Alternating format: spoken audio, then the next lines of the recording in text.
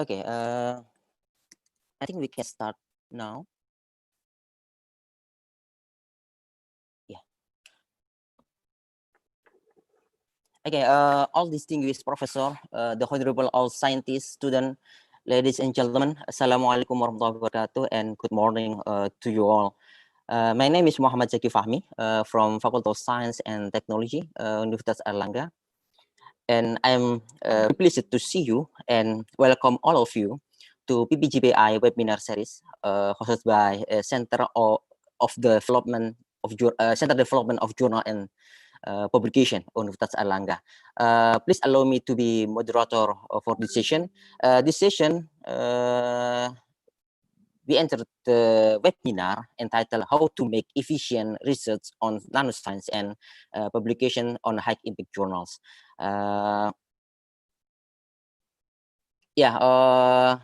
As we know that open today, that everything connected with nanoscale will be interesting, not only for scientists, for industry. Many industry also try to touch in deep on nanoscience and nanotechnology and to get advanced for his product. And publication can be on a high impact journal can be one parameter to get recognition how advanced our research. So considering for that, we invite today two speakers, namely Dr. Voon and Dr. Wibowo, that know well about nanoscience research and also publication in high impact journal. And the presentation will be consecutively delivered by both speaker and discussion after that. And as to remind you, the question may be in the end of the discussion. In the discussion, in the end of the presentation.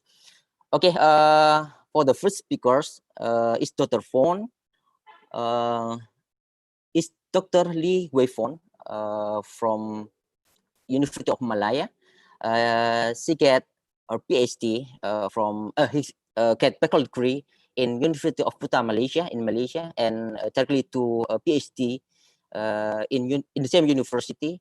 Now, Professor Dr. Voon worked in Nano Technology and Catalysis Research Center as Deputy Vice Chancellor on Research and Innovation in University of Malaysia. Okay, so we directly to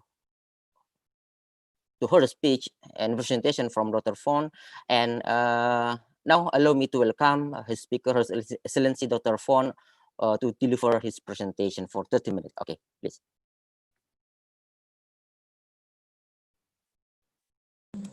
Yeah, hi everyone. Can you guys see my screen? Is it clear? Yeah. Okay. So good morning everyone. I'm Lee from this Nano Technologies and Catalysis Research Center.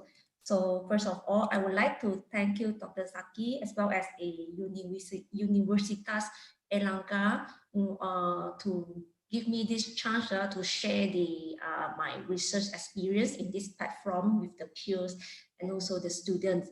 Okay. So I can consider me as a young researcher, and I will, share my experience as a young researcher here, and in how to make an efficient research for this nanoscience, as well as the publications on these high impact factors.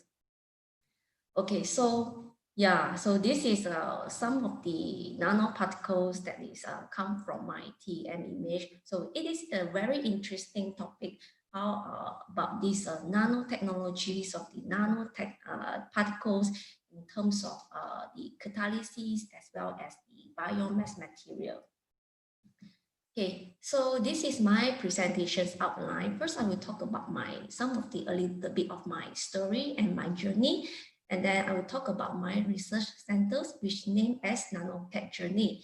And then I will talk about a little bit of my research story, my research projects, followed by this experience in how to conduct this research and publications works. And at the end, I will talk about what actually makes the good research. And at the end of this section, maybe we have something like Q&A sections. Okay, so let me introduce about myself. Dr. Zaki have briefly present about my my story here. So let me briefly tell you about my story. So yes, I was start this undergraduate program in 2006. And then, yeah, I obtained this Bachelor's of Science honors in Industrial Chemistry in year of 2008. Then I further my PhD study in the field of this catalysis.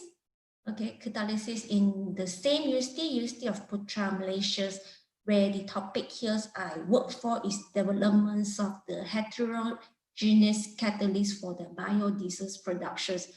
So once I get my PhD degree at 2012, and I'll try to join the industrial career, which is I work in one of the well-known oleochemical industry named as KL Kepong Oleomas as an R&D chemist.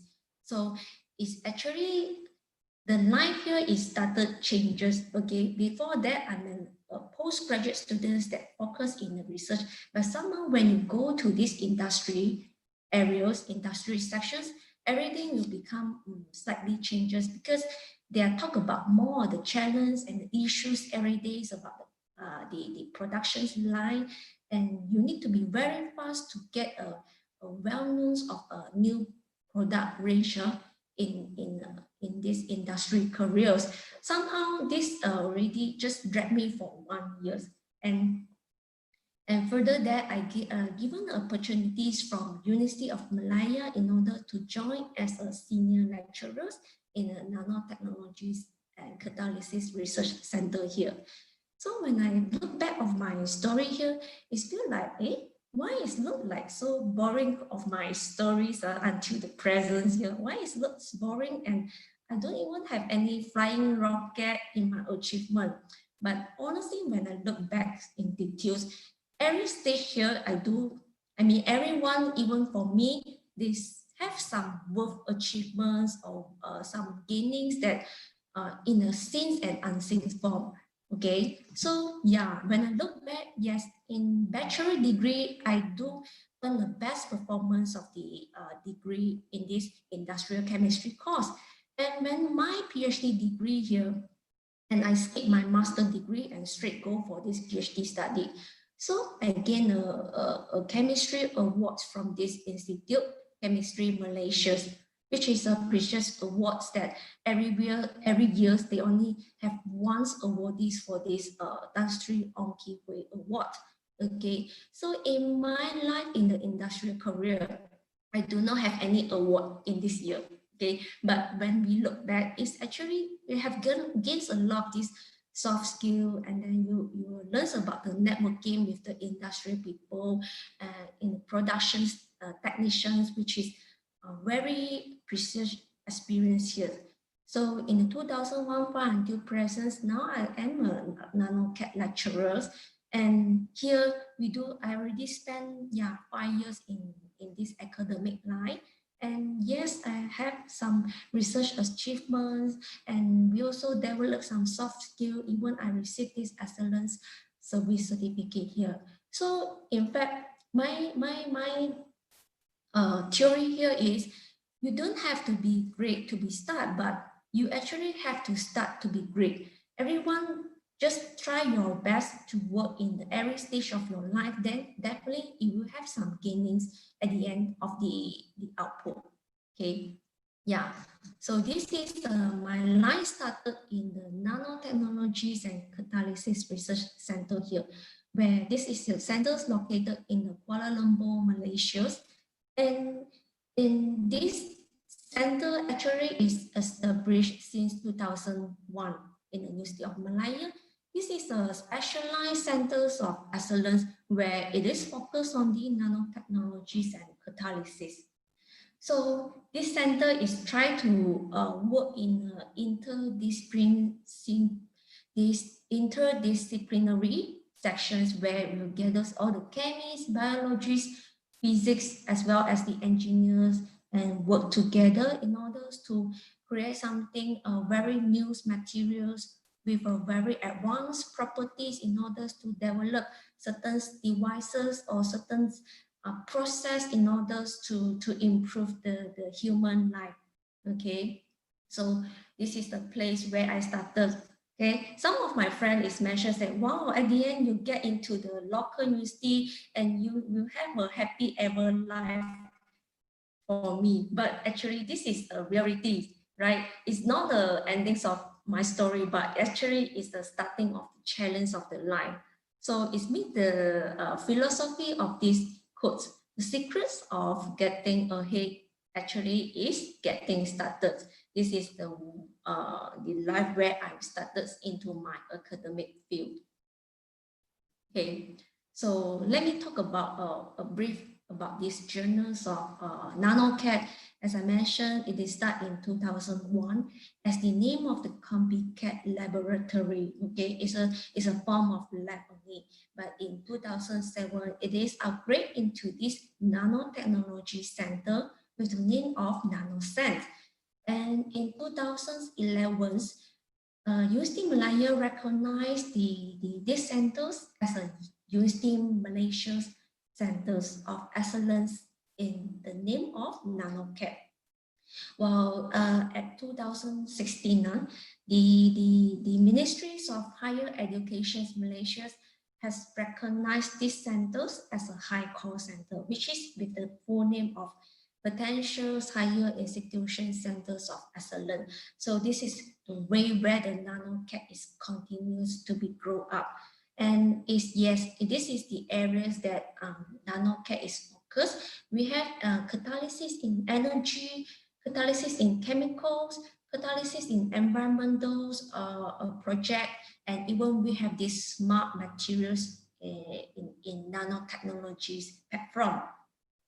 So yeah, we've tried to strive for the visions to be an internationally renowned and recognized centers of excellence in the fields of catalysis and nanomaterials.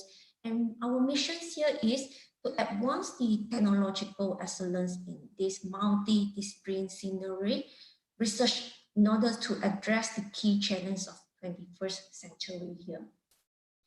So yeah, this is the facilities available in NANOCAT. Okay, we are focused in the solid state materials characterization. That's why we have these spectroscopy halls and the X-ray hall in order for the surface characterizations for the nanomaterials and also the solid particles. Okay, and then we have this reactor hall, which is we have focused on this pilot skills project where we have available of the pilot reactors for the oleochemicals project. Then we have this combinatorial hall, which is focused in the liquids and gases phase reactions here, where we have some of the high pressures and high temperature reactors is built in the form for the reactions. Okay, so this is available, the facilities in NANOCAT. You want to know more about the NANOCAT facility, you can try to search the name of Nanotechnologies and Catalysis Research Center here. Okay, so back to my projects. Yeah, here come to my research interests, where I have to meet the missions of the NANOCAT, which is in terms of catalysis and also the nanotechnologies. So when my PhD study, I was started with the catalysis research. So actually my mindset here is all about the catalysis. How I'm going to produce a catalyst, a solid materials with a good properties, how this catalyst can improve the reaction kinetics and then improve the conversions, the product selectivity, and how it can apply in all these organic reactions. This is what all about my mindset about catalysis. But when I joined the NANOCAT, I have to merge in with nanotechnology background. So here I have to look more about this nanotechnology fields, about this nanoparticles, about the dimensions, how I make the particles in the nano dimensions, what is relate about the nanoparticles with the physical chemical properties, and their synthesis methods on this top-down approach or bottom-up approach, and what is applications that can be merged in about the catalysis and about the nanotechnology. So here's come a quote again from this Tom Freston. Innovation is taking two things that already exist and we try to putting them together in a new ways. How are we going to merge this nanocatalysis and also into nano technologies platform. Okay. So yeah, before I move towards my research details, here's we refresh about these nanotechnologies. How small is a nanoparticles, right? How small is it? There are so many, guideline here to tell us about the nano range, okay? But we just use our hair here, okay? Our hair diameters with these 75,000 of nanometer, okay? 75,000 here actually is 0.0075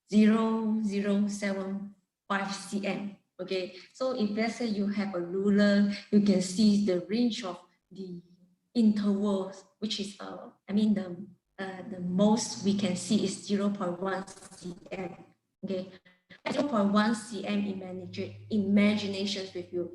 You divide to 10 between the 0.1 cm, then you got the 0.01. Okay, so how this hair strand, hair diameters move into the nanotechnology, okay, nanotechnology range, which is we recognize it as 1 nanometers to 100 nanometer here.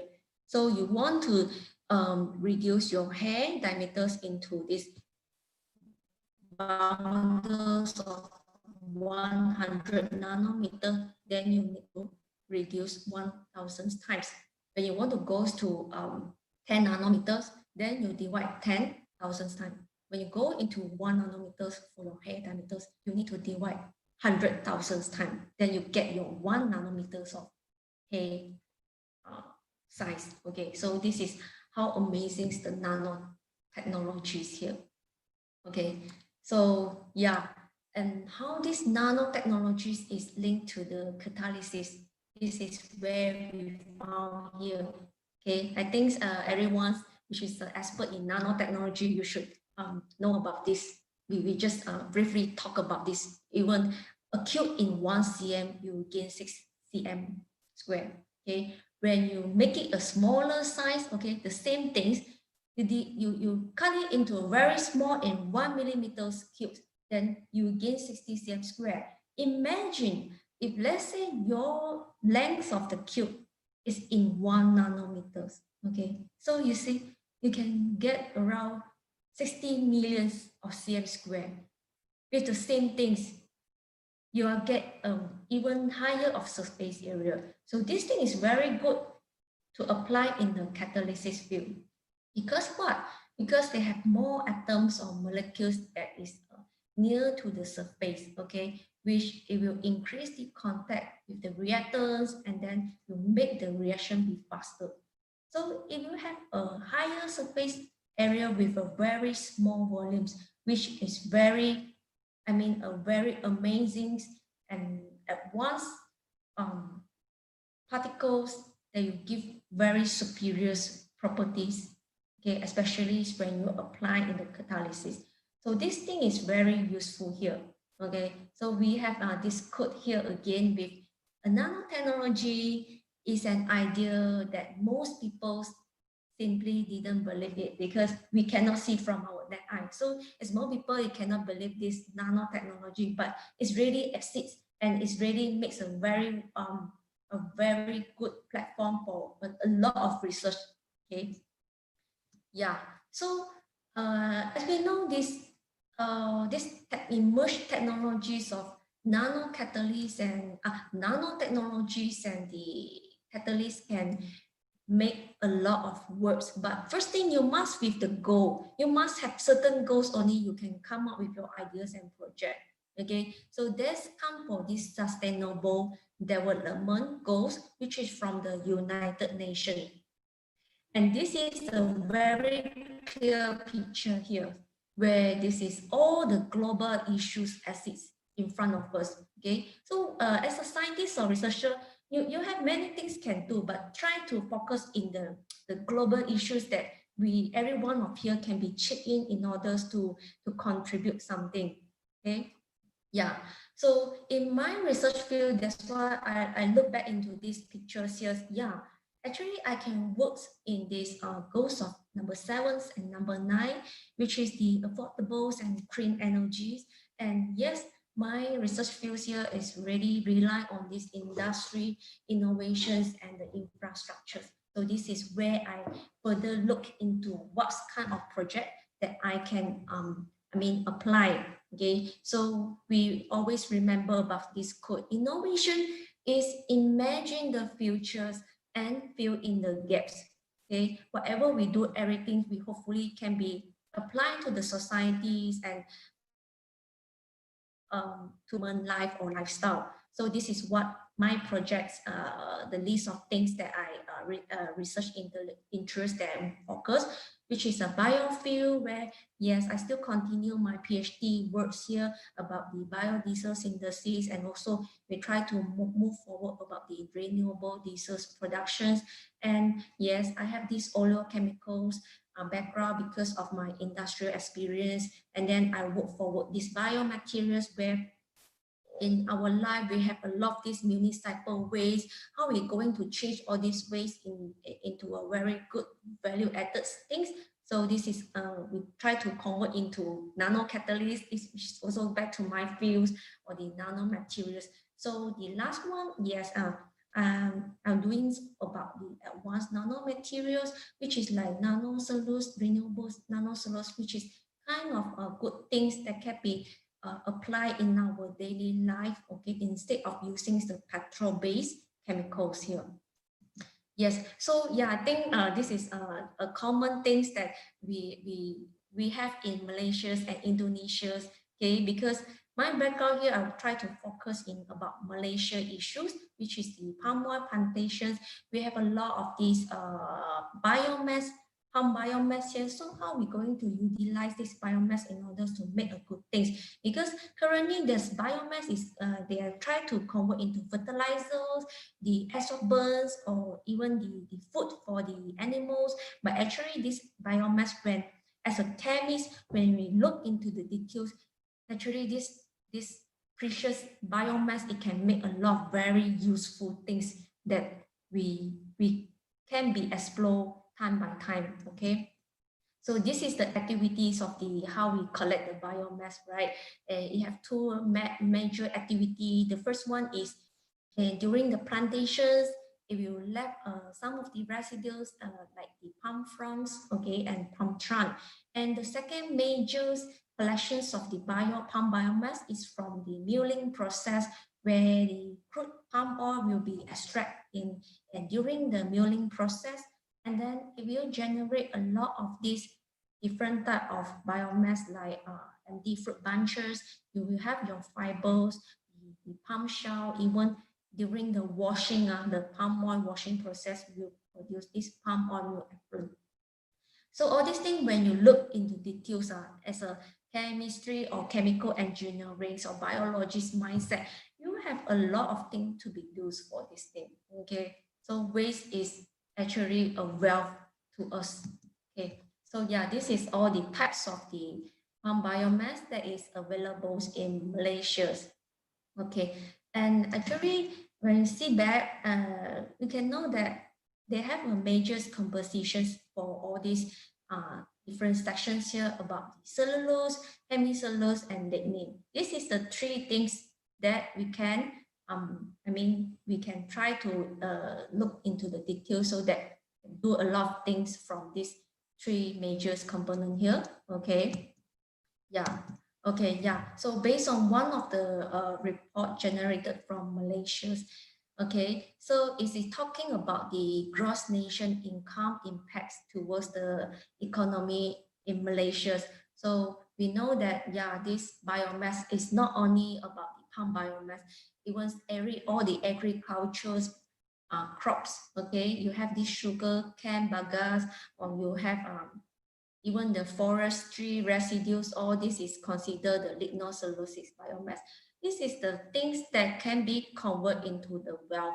Okay, and the study have summarized that they have 5 areas that is Malaysia can be focused in order to generate some of the income to the Malaysians. The first one is wood products. It can be turned into furnitures or anything else. Okay, for the construction site. And you have this bioenergy, which is used for the direct combustions. Okay, especially in the industrial boilers, they can go for this direct combustions from the biomass. Then sometimes you can convert to the pellets. Okay, you can export to the other country which is have 4 seasons. They use these pellets for heating purpose. And you can have this biofuel conversions, okay, which is used for this transportation purpose. And you can convert to the biochemicals here as well. So based on the study, they found that biochemicals and biofuel, in fact, you can generate more income, more monies instead of these 5 areas. So this is my direction is much more clearer. Okay, I want to try to work in this biochemicals and biofuel project. Yes, so now I look into this biofuel project here.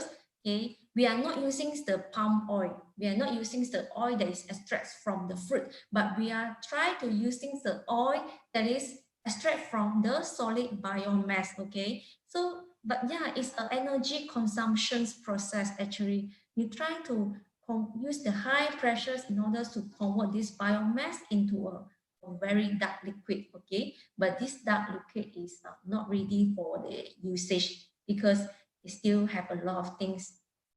It's not ready to be blended with the oil. Okay, so this is the compositions that we can find in this biomass derived bio oil, and just want to try to highlight here. This is the things that we are interesting from the bio oil, where we have a lot of these molecules in the ring structures, and this ring structure actually can be mimicked. It have a similar structures with the petroleum hydrocarbon. So when we try to modify this compound here, okay, so it's become a very precious biochemicals or hydrocarbons fractions that can be blended together with the petroleum for further usage. But honestly, at the end, we still need to see about this economy, the cost of productions, and many things. But first thing come into my mind is, yeah, this is a good things that we can look forward. Okay. Yeah, so this is some of the study from the student, which from this Mutala. He tried to use this model compound, which is from the biomass derived bio oil, and then it convert into these hydrocarbons, saturated hydrocarbon, which is very good chemicals or good fractions. There is similar structures with the petroleum oil. Okay, so what I focus here is about this catalyst. We try to produce a nano nickel copper catalyst, and then it will disperse in these mesoporous structures. Titanium dot MCM41 is a mesoporous silica structures. So from here, it can improve the product selectivities. We can see from here. Okay, so we have this glycol as our feedstock, and we have this cyclohexane as our product. So you see, it can have a very, based on the literature study, it's considered very good result here, okay, for the selectivities, and it can be reused for a very long time. So this is what we try to focus to merge in the nanotechnologies and the catalysis in these biofuel sections. And then the next, also from a student from Karim, now he is a postdoc in UPM, okay. So he's interesting about using this walnut shell because he's from Iran. So his country got a lot of this walnut shell. So he tried to think how actually I can convert this bio waste material in order to become a good thing. It's a kind of a hard project, very difficult project, because it is considered top-down synthesis of nanoparticles, right? You have this macro sizes here, and you try to make it into nanosizes with a very beautiful nanofiber structure here. So it's a very good innovations when you try to produce this activated carbon from the walnut shells. Then it's also improve the catalyst with the agendum and lanthanum oxide, and used for the deoxygenation process by using the waste cooking oil. And what he aims for here is all the hydrocarbons, long chain hydrocarbon product, which is good for the biofuel production. So from here, he managed to get to very high quality publications at the end of his study. Another study is from this Nunur Ashikins. Now he is a lecturer in UKM, Universiti Kebangsaan Malaysia. She tried to use this clamshell as well in order to get this nanoparticle catalyst.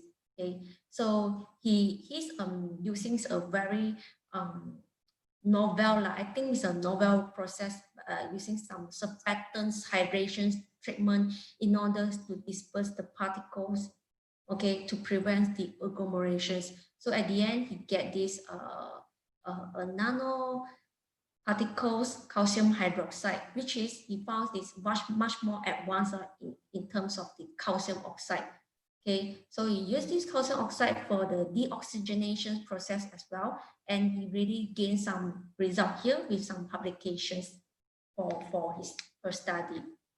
Okay, so yeah, other than the biomass derived biofuel, we also try to use the biomass materials in order to convert into nano solid materials. Okay, so when we look back in these inner structures, this is inner structures of the biomass material, lignocellulosic material. Okay, it's a very natural creations and very beautiful structures that created by our gods. Okay, so the green color here is the cellulose fibers. Okay, we have here, and then it's a red with this lignin compound and also the hemicellulose compound here. So as I mentioned, as a chemist, hemicellulose, cellulose, and lignin actually is a three very precious chemical compound that we wish to look for. Okay, so from here, we need to unlock this chemistry code of individual components in order to further optimize them into a very good product here. So that's why how we come for our next project to produce the nanocellulose from this complex biomass material. Okay, so yeah, they actually this thing is not not the first ones to do it. There many studies have been used to convert this nanocellulose material from the biomass, but mostly they are using these conventional methods where it is a multiple process. They need to use many steps in order to break the hemicellulose, to break the lignin, in order you get your cellulose fiber here. So in order to optimize, to get a very high yield of these cellulose fibers, you need to think a very good process based on a catalysis mindset. We try to make a very good catalysis process in order to gain a high yield of cellulose in order from this stubborn lignin or stubborn hemicellulose here. Then only we can further make into a nano crystal sizes. Okay, so in fact they have a lot of these problems here for the conventional process, because they need to use a lot of these acids or the hydrolysis process, so it gains a lot of corrosive issues, and the product we get is because it's how to say, the purity is not good because it's coated with some sulfur material, so it's from a low thermal stability, and then the product yield is very low as well, because when you overuse the acid, it will cause over degradation from cellulose to glucose area. So here we are using transitions metals for the process where it will And in terms of theoretically, it will give you a much more selective attachments to the oxygen group and improve the cleavage of the CO bond here in order to break all this to a small glucose or a small change here. So here is come to the process where they try, first thing is using the palm empty fruit bunches. In order, they are using the conventional process, cupping process, in order to extract the cellulose, and then further use the transition method to make the nanoparticles here. And study for the characterizations, okay, and it found it's a very means meet to the cellulose purities, and it don't have any functionalized with the this transition method sort. So we further study the nanocellulose material by using the AFM analysis and also the TM analysis. It's found, yes, it's a very a good transitions methods. Catalyst really can work on this hydrolysis process with a high range of the diameters within 50 to 100 nanometers. Okay, so once we prove the concept of these transition methods, then we have students and other master students who want to focus in a one-pot process. As we mentioned just now, the nanocellulose process is very tedious and multi-step process. Okay, so now we try to make it in one pot. We use just one reactions in order from biomass to nanocellulose, okay, without any intermediate product form.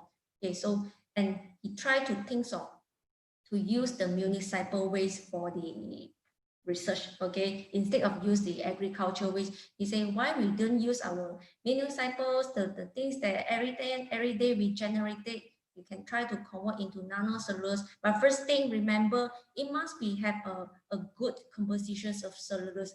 If the things is not with high cellulose content, why you go convert it?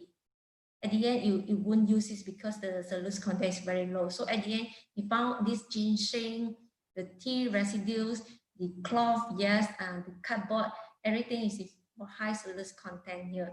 So you're using this one pot reactions, and previously they are using the chloride as the bleaching agents, and now we're using much more granules, solvent, hydrogen peroxide with the presence of the transition metal salt for the reactions with a mild concentrations of this sulfuric acid to assist the reaction. So it will remove this, to pass by this conventional method in order to have a novel process here. So at the end, we get a very a good yield as well from the TM image where we form some nanofibers from the nanocellulose materials. Okay, yeah, this is some of the study that we have done so far for the nanocellulose project. And yes, in fact, this is a very good field for nanocellulose. We also in the stage of look into these applications of nanocellulose. Okay, yeah, I think Indonesia's friends also can think about this nanocellulose because we are like similar. We have a lot of biomass available here, and this nanocellulose actually is a polymer, okay, biopolymer that it can be worked in many fields here, okay. And one issue, it can be applied in the bioplastics as well. But first thing, we also need to think about the cost because when we go to the economy and industrial side, people must ask how much the cost for your product, okay. They need things with cheap, high quality and simple process. So this is the things that a scientist is very, in the challenge to meet this challenge to create good things, but with low cost, right? Okay, so we will try our efforts to move one by one into this nanocellulose application field. Yeah, so this is some of the real case story I have with my, the group here, okay? Because we hold one philosophy is everyone is not perfect in study. Even for me, I can say I'm not a very good student, but you must hard worker, you must hardworking, and then you only can make a perfect life, okay? And one more thing is about the attitude. We must have a good attitude in doing our research, okay? It's like, especially in the time management. So we can meet this code like, don't say you don't have enough time here. Okay, you have exactly the same numbers of hours per day that were given to all these big winners here. I only know Mother Teresa, Leonardo da Vinci, and Albert Einstein here. Okay, at least I know 3 of the people here. Yes, they have this time, we also have, so we cannot like keep complaining, because a lot of students, they complain about, I don't have enough time for this, I don't have enough time for that. That's not a problem. There's not a issues that make you to have a big obstacles in your research. Okay, yeah, so I'm not sure I still have enough time or not, Dr. Saki. Yeah, let's say I just briefly talk about some of my just a general strategies that every researcher is going to be practice. Okay, so we also have our idea, we proposals and conduct the experiment, report and publications here. Okay, how we conduct a good and efficient research. So yes, first we will have our good idea. Everyone, every day, every minute, every second, we will have a good idea. But you need to define your good ideas in terms of problem statement. Whether it meet your any environmental issues, society issues, or human health, or you are meeting the SDG goals, sustainable development goals, you must have this problem statement with you before with your good idea. Okay, then you come up with your research questions. So this questions is about what you want your study to be answered. Okay, it will narrow down your topic into a more specific investigations and study. Okay, then very important things, you must come up with your proposal. Without proposal, you don't know how to picture your whole project. Okay, without proposal, you cannot apply your funding as well. So it's important to have your proposal. It is a project planning here. So you must have, yeah, I think everyone know about this background, but make sure you have a problem statement, a very specific problem statement, not just about the petroleum issues or air pollution issue. Get into a more narrow, specific problems based on your study. So it's come back to your research questions. Okay, ask yourself what's so special about your idea, how your idea can meet the industry or meet the problems that is available in everywhere in global issue. So good things about proposal here is about this literature review. Okay, try to get a more narrow down the background for your literature. Don't get a very general of study, but must be made to your how to say your specific study of your review. So you must know about the strength and weakness and the mistake that is from all these research articles, what they have made and how you can improve from their study. Okay, so the rest is the same thing, objective, hypothesis, and the rest. So once you have your proposals, then yes, you start to conduct your experiment. When you get your fundings or get your students, okay, or the students, they start for their work. Yes, you need to design your experiments. Okay, this is about the plan also. This plan will tell you what you're going to be measured, how you're going to be measured, how you're going to collect your samples. Okay, how is your experiment design, and your sample size 10 gram or 100 gram or 1 kg of the product. Okay, and how you're going to analyze your product at the end. So the also important things here is about the data collections. So don't wait until 1 month or 2 months only you're going to organize your data. Then you will lose everything. Try to organize and collect your data 1 to 2 weeks, and then you will do the report. Okay. Once you've studied effect of reaction time, okay, you study your time in 1 to 10 hours, then plot the result and do the discussions about these sessions. Okay, and then tell your supervisors and have a meeting with your peers in order to see whether your things is on the track or not. Okay, don't wait until the last minute only you see, oh, everything is wrong, and then need to rerun your project. Okay, so this is a reverse project until you got anything correct. Okay, and then we will have your publication here. Okay, yeah, I want to mention here is try to make your story, I mean the publication as the story in terms of scientific story here. Okay, so it will make everything to be perfect, because because everyone is doing the same things like us. Okay, you think your thing is a very novel, but actually there are thousands of people is doing the same things. So how you going to go out in among these thousands of people to look into your paper? Is about how you make your story interesting. So the first thing is title and abstract. This is the most important thing that people will be clicked into your journals and read your articles. Okay, the titles and abstract must be try to highlight your novelty of the study. Okay, yeah. So the result in discussion is 5W and 1H. You always remember like a story, who, what, why, when, where, how. Then you write everything in a very good story. So at the end, you will have your revisions process, and you will face all these stages.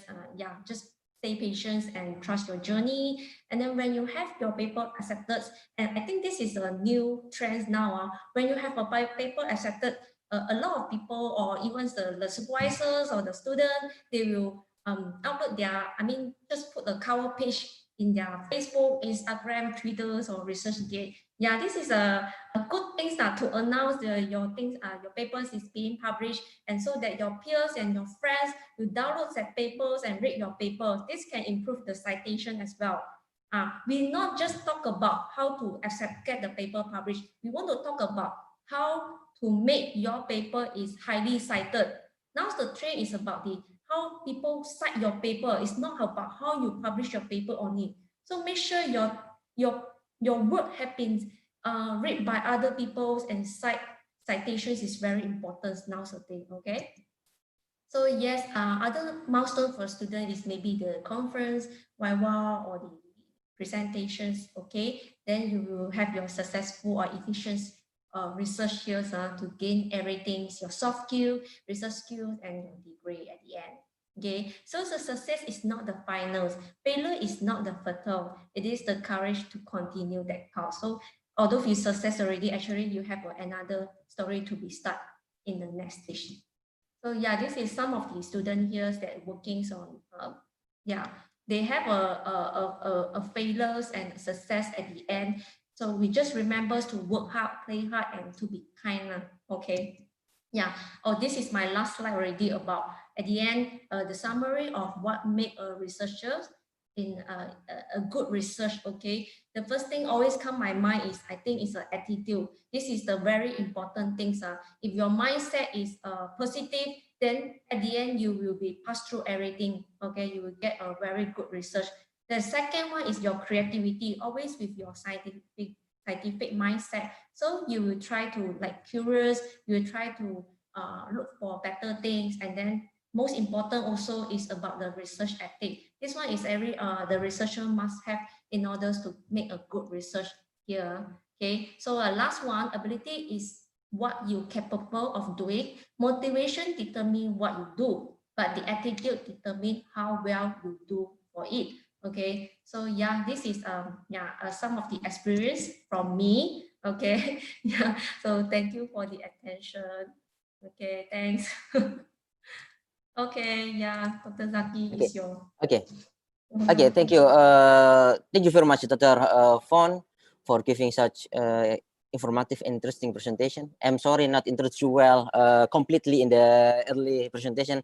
Yeah, I think Indonesia and Malaysia is quite the same. Even we have abundant resources, and then Dr. Fon tried to give advance in nanotouch, yeah, for the natural sources like how to produce nanocellulose. Yeah, and then we think that Indonesia also even some I think some researchers in Indonesia also think about that, but we need to consider that we have a natural resource, and then if we can modify, it will be very advanced and very advanced for us. Yeah. Okay. Thank you very much again for Dr. Fon. Yeah. Just remind all participants, if you have question, you can even directly in the discussion. You can submit by writing your question on the Zoom chat in the Zoom application. And then, okay, for next speaker is Dr. Wibowo. Dr. Wibowo, Dr. Arief Cahyo Wibowo. Okay, he's get bachelor degree in chemical engineering 2001 in Michigan State University, USA, continue with the master degree in the same university, and then get a PhD in organic chemistry in University of South Carolina, USA in 2011. And Dr. Wibowo now previously is assistant professor in King Fahd University of Petroleum and Materials, Saudi Arabia, and now he's assistant professor in School of Advanced Technology and Multidiscipline Universitas Airlangga. And I don't know, in the end of the year, he planned to come back to be assistant professor in King Fahd University, but still have a problem in COVID. So Dr. Wibowo focus research on inorganic, like metal organic framework, and then Dr. Arief know well about nanoscience because his science he get a bachelor degree. He also focus on material in some part is also in nano. And then okay, ladies and gentlemen, please allow me to welcome the speaker, His Excellency Dr. Wibowo, to deliver his presentation for 30 minutes. More is okay, no problem. We try to make it casual. Okay, so please welcome to Dr. Arief. Okay, thank you, Dr. Zaki, Jazakallah khair for the introduction, nice introduction. Good morning, Assalamualaikum for everybody. Again, as Dr. Zaki said, my name is Arief Cahyo Wibowo. Now I am currently become a contract faculty member in Airlangga, University of Airlangga. And I'm trying to, share in this occasion. I'm trying to share the sort of like experience that we have gone through, my group and I. So I have to add a little bit, Dr. Zaki, if you don't mind. I was in Saudi. I actually was in University of Malaya also. I was a senior lecturer there. In fact, until now, I still have some students, 2 PhD students there, who's trying their best to graduate. Hopefully this year, walau alam. And I try my best to help them to graduate. And let's see, I'm going to share screen.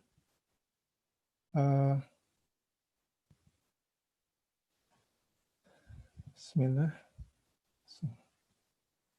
Okay, Bismillah, Rasulullah. So I guess, mashallah, Dr. Fahd already explained all about, gory details about nanotech, nanoparticles, nanoscience, and nanotechnology.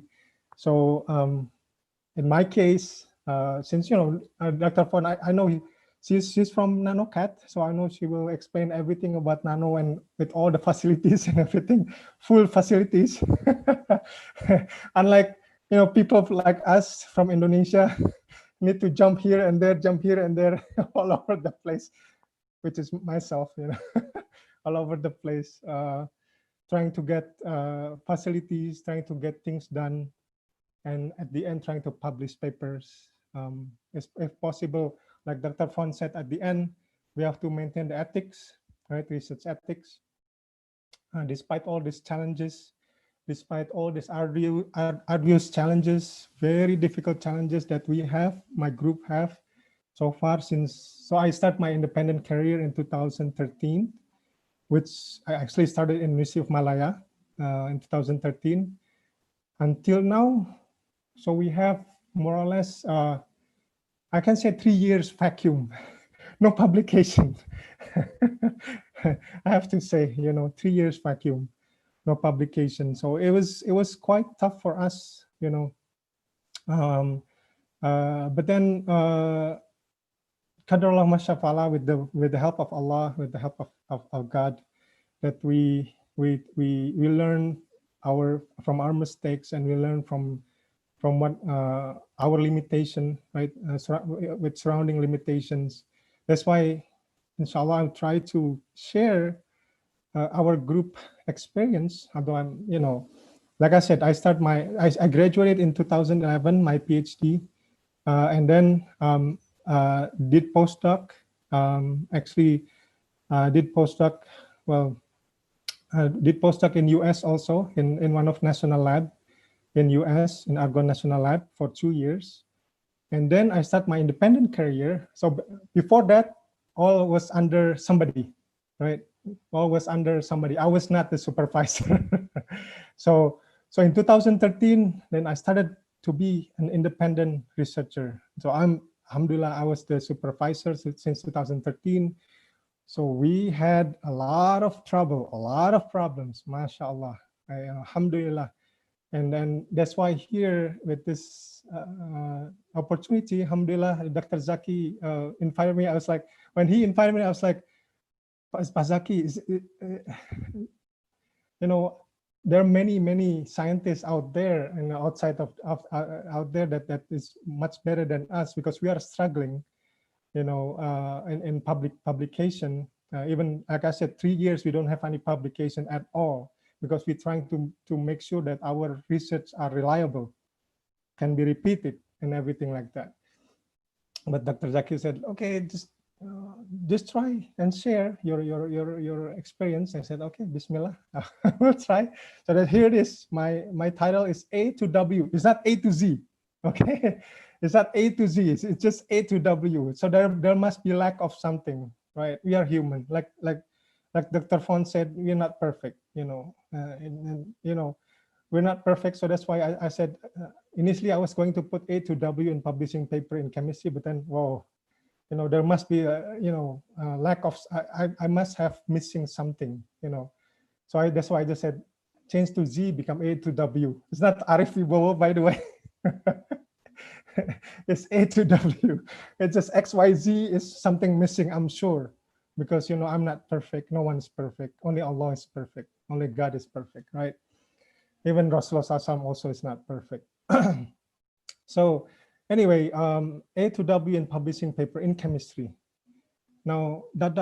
and then when having limited facilities. So this is what we actually experienced so far, and it's very challenging. And then in here, inshallah, I'm trying to share with all of you, and forgive of my shortcoming in the beginning. So I will just share whatever it is, and I already shared to Dr. Zaki and to the organizer my PowerPoint. So all the step by step that we went through from research, like doing group research, how to start a group research and everything like that, and then do a weekly meeting, not only monthly meeting. We do weekly meeting. Even when I left Malaysia, I left my students because some personal reason I don't need to mention. We still have a weekly meeting every week, right, through Skype, to still communicate with my students, to do, to make sure they are in the right path, in the straight path, Sirata Mustaqim, if you are Muslim. Sorry, I'm not trying to be religious here. So, but so something like that. No racist or anything like that, right? So we try to follow, to make sure my student in the straight path. And maybe if you ask my students, one of my students in Malaya, maybe they will say, not maybe, but likely they will say, oh, Dr. Arief is very, very strict. It's very hard to satisfy with. Well, I mean, I'm not trying to make them difficult, but we, like Dr. Fahd said, we have to maintain our ethics, right? Research ethics. This is very difficult. One of the main research ethics that we have to maintain is credibility, right? Or repeatability, right? If we make something, if it's new, we have to make sure that this is really can be repeated by anybody else, not by you only, or by the students who's doing it, but you have to be able to repeat it by anybody else, right? So this is one of the highlights that I'm going to talk about. So let's go through one by one, inshallah. So this is like I said, through all the struggling, alhamdulillah, Allah give us finally, slowly, we can see the light at the end of the tunnel. I'm sorry, This is how I do. I mean, I don't like to be like very formal and everything like that. This is, alhamdulillah, after all this year in 2019. If you see I will share my Google Scholar or my Scopus profile. You'll see before 2019 there is vacuum of 3 years. Our channel is so dark. We just like trying to touch things and trying to figure out what is this, what is that, right? So alhamdulillah, starting in 2019, so we published in 2015 and 2016, and then vacuum all the way until 2019. In 2019, alhamdulillah, we were able to publish this in Crystal Growth Design in one of the ACS, right, American Chemical Society publication. Alhamdulillah, this is tier 1, although it's a lower tier 1, but it's still tier 1, alhamdulillah. So I'm going to share you the reality thing. This is the real world, and for us, inshallah, we can do it. That's why I want to share this. So Crystal Growth Design, and then since starting the COVID, so we have some struggle. So then we try to publish a review paper. Alhamdulillah, the paper published. So the Aliyu M. Hamisu, this is my students. And then Azhar Arifin, this is Professor Azhar Arifin, is my colleague in Universiti Malaya. And this is myself.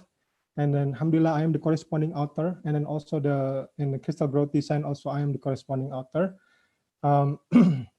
So allow me to share all the, from A to W problems and then A to W solution, inshallah. So the problem, this is statement problem. Most of us, right? If Allah let you go to study abroad, like most Indonesians, they got LPDP, they got all the Japan scholarship and everything like that. Back then, when you were abroad, you have resources at your expenses. Starting from inert glove box that is inert, is very expensive. And then a simple, furnace, and then you have a, this is a single crystal XRD, X-ray diffraction, because I'm a solid state chemist, right? And then you have PPMS, physical property measurements, where you can measure conductivity, you can measure magnetic, anything like that at your expenses, anytime, not really anywhere, but just in the lab, anytime you can just come there and book it, and then it's yours, the machine is yours. Right, spectroscopy, fluorescence spectroscopy, anything like that. Even abroad, you have everything like high energy X-ray, spallation source, or a light source, photon source, anything like that. You are there. It is there for you to use, right, at your expenses. But that was then, right? That was then. Once you come back if you somehow decide to come back to be closer to your family, since you are Indonesian, something like that, then boom, all of a sudden, right? It's like not a bomb, but a boom, all of a sudden, wow, you are with limited facilities, right? Even you have facilities, and then somehow if the maintenance is not good, then you are stuck. You are stuck with facility problem, right? So this is our problem statement, right? So throughout those years, since 2013 until now, we're still trying to figure out. Though alhamdulillah, we start to figure out, few things, find a shortcut, correct shortcut and everything like that. In Indonesia, maybe jalan tikus, tapi jalan tikus that is allowed, right? Mouse road or mouse road, whatever you want to call it, right? A shortcut or anything like that. And but still, until now, we're still trying to figure out. But I have to really thankful to two of my students, like Hamisu, Ali, and then Masoon. She is, by the way, older than me, Sister Masoon, older than me. I give her a lot of hard time. She's now back in Iraq. May Allah forgive me, and may Allah let open her heart to also forgive me because giving her difficult time. And now she's inshallah trying to publish her second paper.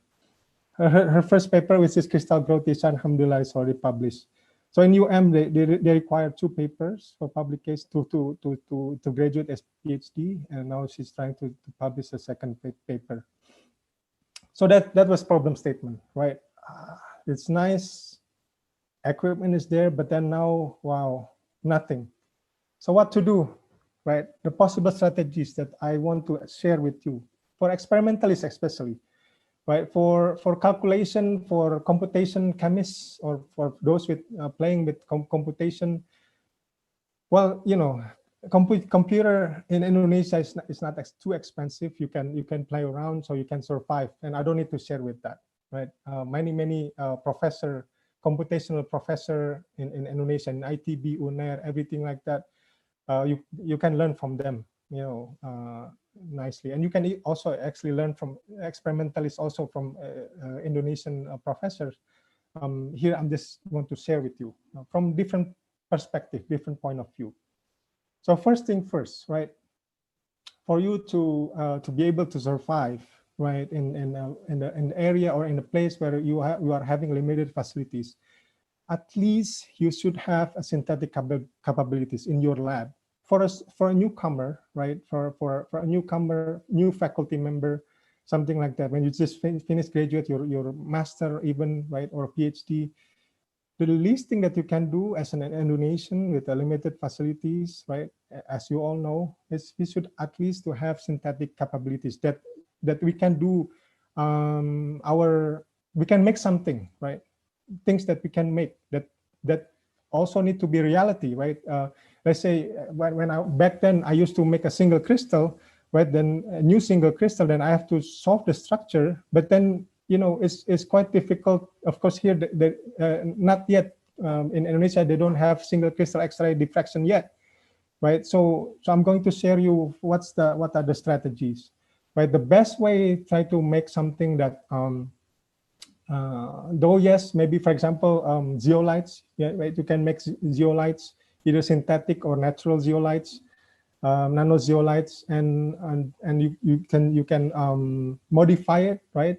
Put some nanometal into it, something like that. So something that should be feasible, that can be done in Indonesia.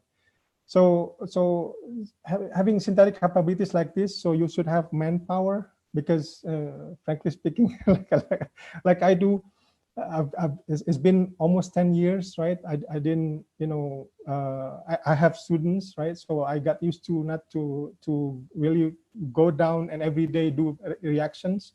So you should have manpower. Indonesia have a lot of manpower, right? So we should be able to we should be able to manage our shortcomings so that we can still publish, right? Inshallah, right? And the synthetic lab that you should have for experimentalists, right? Since I'm a chemist, so I'm just going to share with a synthetic lab. Your synthetic lab should be at minimum risk, right? For example, if you want to play around with something that flammable or even easily to explode, you think twice. Or something that is, for example, you're making you use thallium or something like that. Think twice to do like that. Maybe it's easy to publish with thallium when you work with thallium, right? But it's very toxic and it's very risky. You can die from there, because we don't have, you know, proper attire or proper personal protective equipment to save ourselves from the risk, right? So be realistic. So do synthetic lab with minimum risk, something that you can make. For example, I can share is we make single crystal, right? Anything, either organic or inorganic or mix of the two. Like Dr. Zaki said, you know, we are doing metal organic frameworks or metal organic coordination polymers. So hybrid, right? So making this is, you don't need a very difficult things. You're just mixing the two slowly, combining the two slowly, have an interface. I'm not going to talk about too much on the experiment, but we can always discuss about that in this occasion. right? But basically you can mixing the two and slowly mix it. So you let it diffuse one to another very slowly. In that way, then it will have time to react, and it will have time to rearrange to make a crystal, single crystal, right? Very simple, just wet chemistry, right? Simple wet chemistry. So mix the two slowly, right? That's the thing. So we learned this back then, but then we trying to make it perfect, right? Well, not sorry, not perfect, but trying to be realistic with the condition in Indonesia. Although Malaysia is better, but still there is some shortcomings compared to advanced country. So we're trying to be realistic. So we are playing around with the solvent capabilities, right? As a chemist, you know, you learn in organic chemistry, right? You learn about acid base, right? Either lowest acid base, or you can also more useful hard soft acid base. This is very useful, you know, if you want to play around to make single crystal out of organic or inorganic material, or both, right? Okay, so the second list is minimum characterization at hand, right? What do you need for your material? For me, for example, I need at least X-ray diffraction. Alhamdulillah, X-ray diffraction, right? With X-ray diffraction, already quite a lot, right, in Indonesia. So you can send your your sample for powder X-ray diffraction, right? So the minimum application, right, a minimum characterization at hand, which is for me X-ray diffraction and SEM, right? So at least you have that, even if not in your university, at least within Indonesia you have, right? So you have to have minimum characterizations at hand, and then ability to sending samples abroad, right? Sending sample abroad. That related to the third point is find helping hand. You know, helping hand, like, you know, most of us, you know, Dr. Zaki and all the professors in Indonesia will have helping hand abroad, right? So my suggestion to you for a newcomer, for example, try as many as you can to find helping hand, right? Even if you don't know him or her, just email, right? And then establish a relationship and see how it goes. If you see, you know, she or he proven serious in helping you, as shown by commitment, right? If they because I've been through a lot, right? I tried to contact this professor in country A, and they said yes, we will do within such and such month. But then after such and such month, no news. No news, nothing. And then I tried to contact, no reply, no email replies. SubhanAllah. Many things like that, right? So we've been through. That's why for 3 years, right, we were vacuum in publication. But don't give up, right? So when you keep trying, inshallah, Allah will give you a way, inshallah, right? So the goal is to find who is or are proven seriously in helping you, right? So and then so usually the ones that match with your level of publication. So when you find your collaborator abroad, find the one that is matched with your level of publication previously. For example, when you were studying, right? When you were studying, for example, PhD or postdoc, what is your level of publication? Is it impact factor 2, impact factor 3 or 4 or higher, right? And then be real. I mean, for me, for example, I will give an example. For me, our impact factor is maximum around 4, right? But alhamdulillah, even around 4 is already like tier 1, right? Alhamdulillah, at least so far until now. Hopefully they don't change. So I'm looking for a collaborator abroad who publishes. If I know them, it's better. Or if I know them through my supervisor, that's also good, right? So one of the supervisor that I can suggest, one of the people from one country that I can suggest that very reliable and they are very sincere in helping you is people from South Korea, right? We have we published several papers already, and then also people from South Korea and people from Malaysia.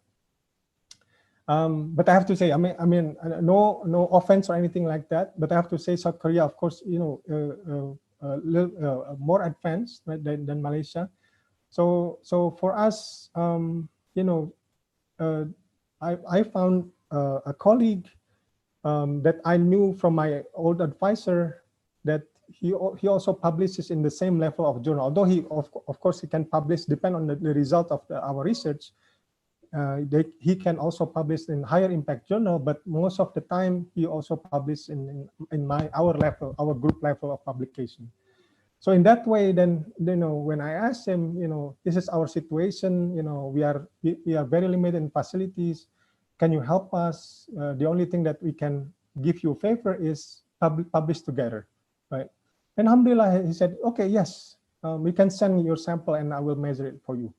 And subhanAllah, after believe me, because I graduated from US, the problem with US is a lot of queues, and then their level of publication is too high, right? A lot of waiting in line, and level of publication is too high. So when they see my work, they said, nah, this is junk, this is crap, this is a low level. So they will put it aside, right? So the best thing is to find a colleague who are publishing in the same level as you, more or less, right? Once you find him or her, then maintain the trust. Really maintain the trust, even if at the cost of long waiting of publication. You don't want to publish unreliable results, because once anybody found that unreliable results, then of course our colleague name will be bad. They will not trust you anymore. You're gone, right? Then nowadays in social media, you can easily tell, oh, this so and so Fulan bin Fulan is untrusted. Don't work with him. We are doomed if it's like that, right? So anyway, so maintain the trust. Publish together. Become let them become co-corresponding author. As long as they help you even one type of measurements, let them, if they will, let them be corresponding author. That will help them, and initiate to apply proposal together. Also, of course, it will help. I will talk about a little bit on how to apply proposal together and do project together once you get the proposal funded, and co-supervise also together. So although I left University Malaya some time ago in 2017, right? But we still co-supervise together 2 students, 2 PhD students. Prof. Azhar himself, he has more students than, of course, more students than me. So my students then co-supervise with Prof. Azhar from Malaysia, University Malaya. So we co-supervise, and we then from there we publish together, right? And then be external examiner for our collaborator, right? If your system in your university requires your students to be examined by external reviewer or external examiner, then you can ask your colleague, right? So it will be easier for your colleague to know. But don't ask external examiner that is also published together with the students, right? That's ethically wrong. So that's not correct. So that's why you have to have a lot of try to have a lot of colleagues, right? And keep in touch. Although you don't collaborate together for 1 year or so, email him or email her sometimes to make her or him remember about you, right? And then some other note for new and independent faculty researchers, right? First thing first, you have to write proposals, like Dr. Fahd said, right? How to do that, right? I'm going to share you a little bit, right? How to do that. Read many review papers. That's the first thing. Read many review papers. In order to do that, you have to know the current status of in your field, right? By reading review papers, the latest review papers. If you cannot find, like in Indonesia, right, we have to find we don't subscribe to journals, we can ask the author himself for the paper, right? Please share your paper to us so we can read, and we can cite you, hopefully, like that, right? And there is another way that I don't need to tell, because this is you all know anyway, to get a free journal. And then and from there, from the review papers also, you can, a lot of time the review papers give you insights on what are the possible future works, right? So you can sort of like get an idea from their review papers, right? Keywords, right? This is very, very, very important. Like Dr. Fahd said, nowadays, though you have to be careful, right? And don't want to be too famous and everything like that.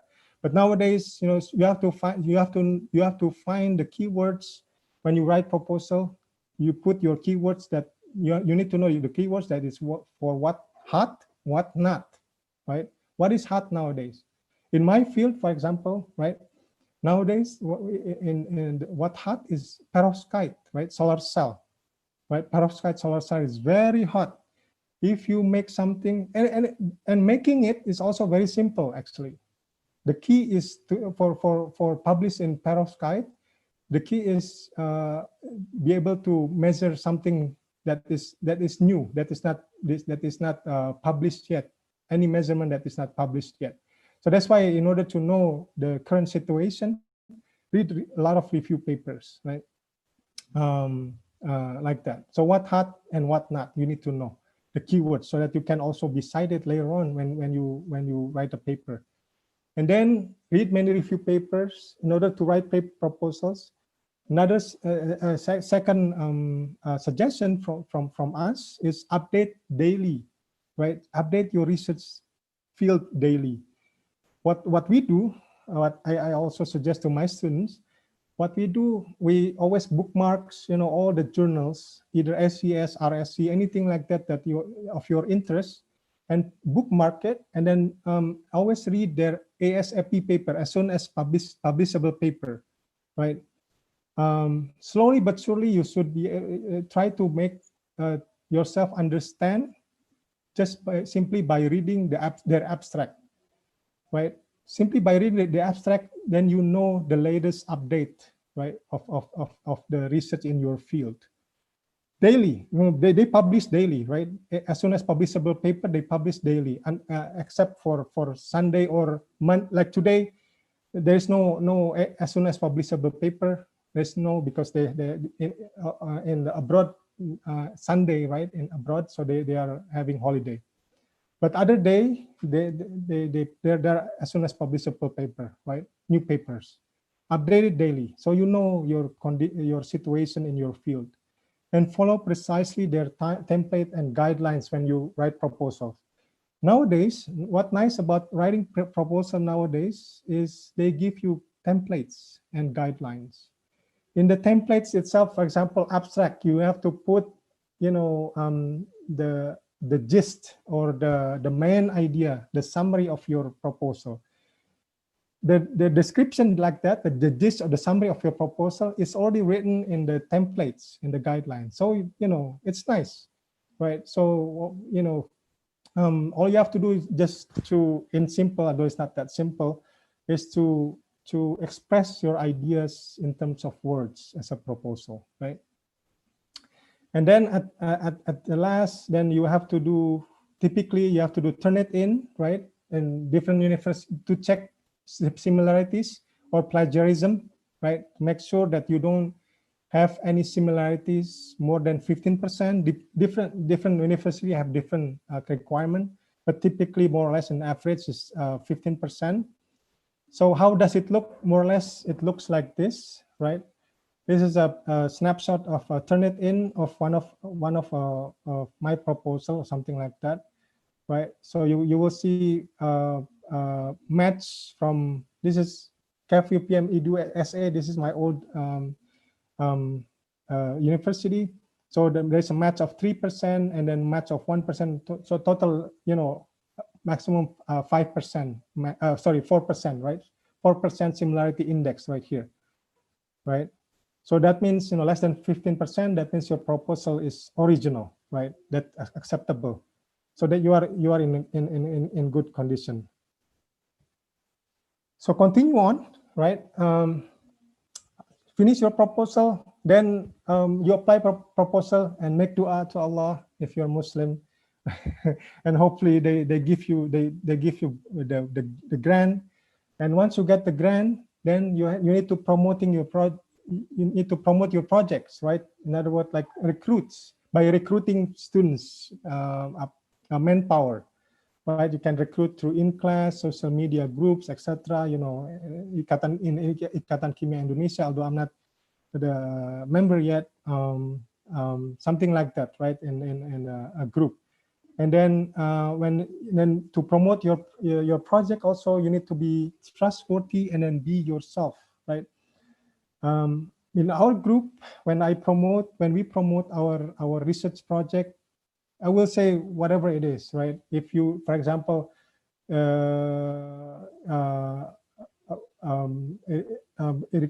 is no housing provided, for example, like that, then I will say there's no housing provided. If it's provided, I will say it's provided, something like that. And then if from the student itself, amanah, trustworthy, then I will ask amanah and trustworthy, and then we want to see some proof, some evidence of being trustworthy, right? And then another part of related to promoting yourself, promoting your projects, although be careful not to promote too much of yourself, right? Just be real, be realistic, don't be fake or don't make things up, right? So make sure you have Google Scholar profiles and also Scopus profiles, right? For example, this is an example of our Scopus profile, if it shows up.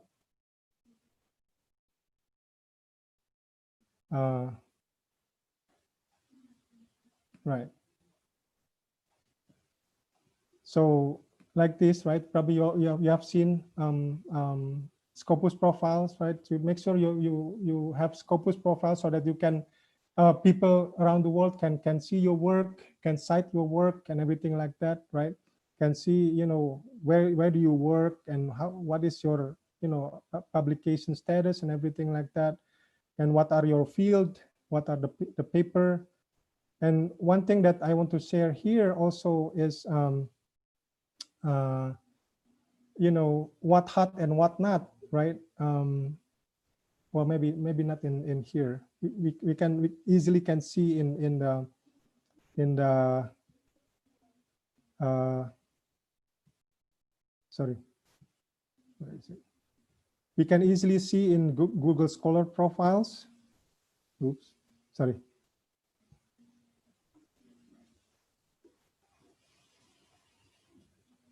Right.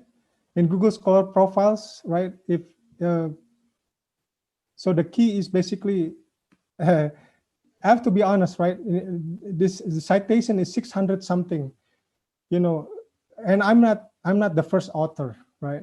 So, this is the game, like that, unfortunately, it's kind of a game. But as long as you are there and you contribute something, then inshallah, this is legit, right? This is legitimate, right? This work is about perovskite, right? Now the perovskite is very hot, right? And although I only help my colleague here, Sisis Tompos, Kostas Tompos, this is my colleague back then. Now he's back in Greece. I helped him in crystal growth, right? So so he put me in one of the co-author, and look, the citation is a lot because this topic is hot. So you need to know what hot, what not. You can just Google it, simple, and see the Google Scholar. What is the hot topic nowadays, right? Which I can give you examples is perovskite, right, for solar cell or any other application, optoelectronic applications, right? Same case like that for polymer composite, nanocomposite for dielectric materials for energy. So energy related application also is hot, right? Of course, nowadays COVID-19, if you are working with somehow with a nanomaterial with COVID-19 related application, which I'm not, I don't do something like that. then you will get easily cited easily, right? So like that. So this is some example that that we all can do, inshallah. Okay. See. So then we still have some time. So conducting project, right? So I want to share with you for those who are new, especially new researcher, right? In conducting project, you have to establish rule in your lab, right? Especially you have to underline you have to underline the safety and productivity issue in your lab, right? You don't want to sacrifice safety for your students, right? You don't want that. It's better, like I said, establish the lab and make a lab that is or make a research that is a minimum risk, right? Because safety is number one, right? You don't want, if something happened to your students, then your lab will be totally shut down, or that's the worst case, or shut down for a few months, and you will have a bad name, something like that, right? So safety and productivity. So don't compromise safety with productivity, right? So you have to balance the two. So inshallah, it's achievable, right? Even if in the condition although I just started doing research in Indonesia. I joined UNER in 2019, but I started my independent career not in advanced country, right? So I sort of know. I have to say the condition in Indonesia and Malaysia and Saudi is more or less the same. There's no different. Getting chemicals at the fastest is 2 months. Same, right? In Indonesia, it's more or less like that too. And then the only difference is facilities is a bit lack in Indonesia, but we can manage on that. As I said, find helping hands, right? Find a helping hands that can help you to proceed with your research. And then weekly progress meeting, right? In the weekly progress meeting, mention the state of the lab, of your lab. There is no issue, no safety issues and everything like that, right? Make sure everything's safe. And then after that, student progress in PowerPoint, right? Each of the students should give a PowerPoint progress, even just as if they got sick or something like that, they didn't do any research, they can do they can review one journal paper, right, related to his or her research, so that they can learn to, for example, as Indonesians, so they can learn to speak, like Dr. Fon said, soft skill, learn to speak. If you want to encourage them speaking English, so they can learn also to speak English, right? Force them. I have when I was in Malaysia, I have several Indonesian students, but unfortunately, Allah didn't give them chance to study as a master student. They were just a research assistant, so they got paid, alhamdulillah, from our project. But I forced them to talk in English. But alhamdulillah, now one of them actually have 3 papers from the work. So even he already not in our group, but we still put them because of ethics, right? Because he did something, a lot of work.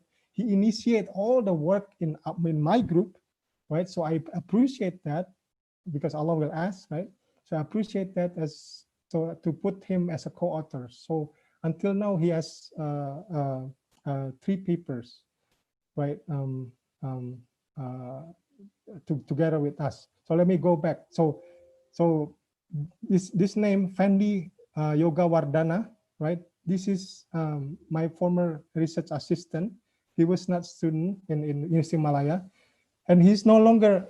He left us in 2015 or 2014, something like that. But we published in 2019. I still put him as co-author because he did the seed of this project. He made this lead organic framework.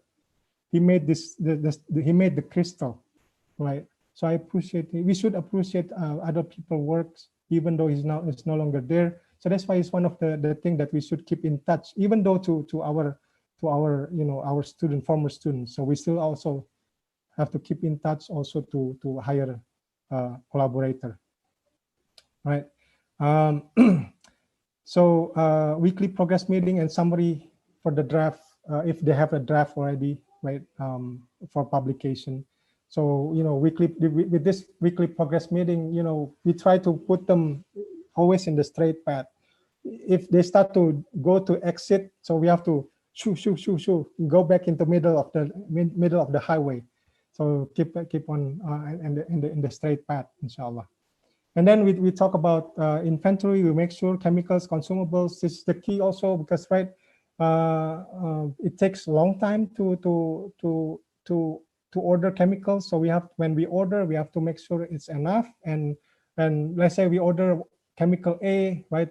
As you know, chemicals A, we need it a lot, right? So we have to order, for example, 5 bottles of 25 gram. Once we only left for 1 gram left, then we have to start to reorder. 1 bottle or 2 bottles left, we have to start to reorder. But equipment and others in our lab, if you have equipment, even just a synthetic equipment, make sure, right, they are working and they are really work up to the standard, right? I have bad experience, I have to say, that some of the testing equipment, this is another thing too. When you find a collaborator, make sure that your collaborator equipment is always calibrated, right? Make sure like that. So then you will not publish wrong data. This is something that we learn it the hard way, right? So this is something that people abroad will say, oh, we have everything we have and everything like that. No offense to everybody, no offense to anybody. I'm just sharing our experience, that people said abroad that we have everything, but then as soon as I go there, we check and then we compare with the standard. They said, oh yes, actually we have problems with our equipment, right? So that's why for our group, once we establish a trust, either from ourselves or from themselves, we maintain the trust. We really maintain the trust, right? So if something wrong, we have to say something wrong, right? Anyway, come back to here. So go back to here. Once a week, lab inspections also important for the safety, and then backup data, right? Like Dr. Fon said, right? Not only after 1 month you compiling data and then you start to look at it. No, please don't, right? That's why we do a weekly meeting, right? Weekly research meeting. So we know what to do next, especially for the students. They know what to do next, right? We need to guide them in the right way, inshallah.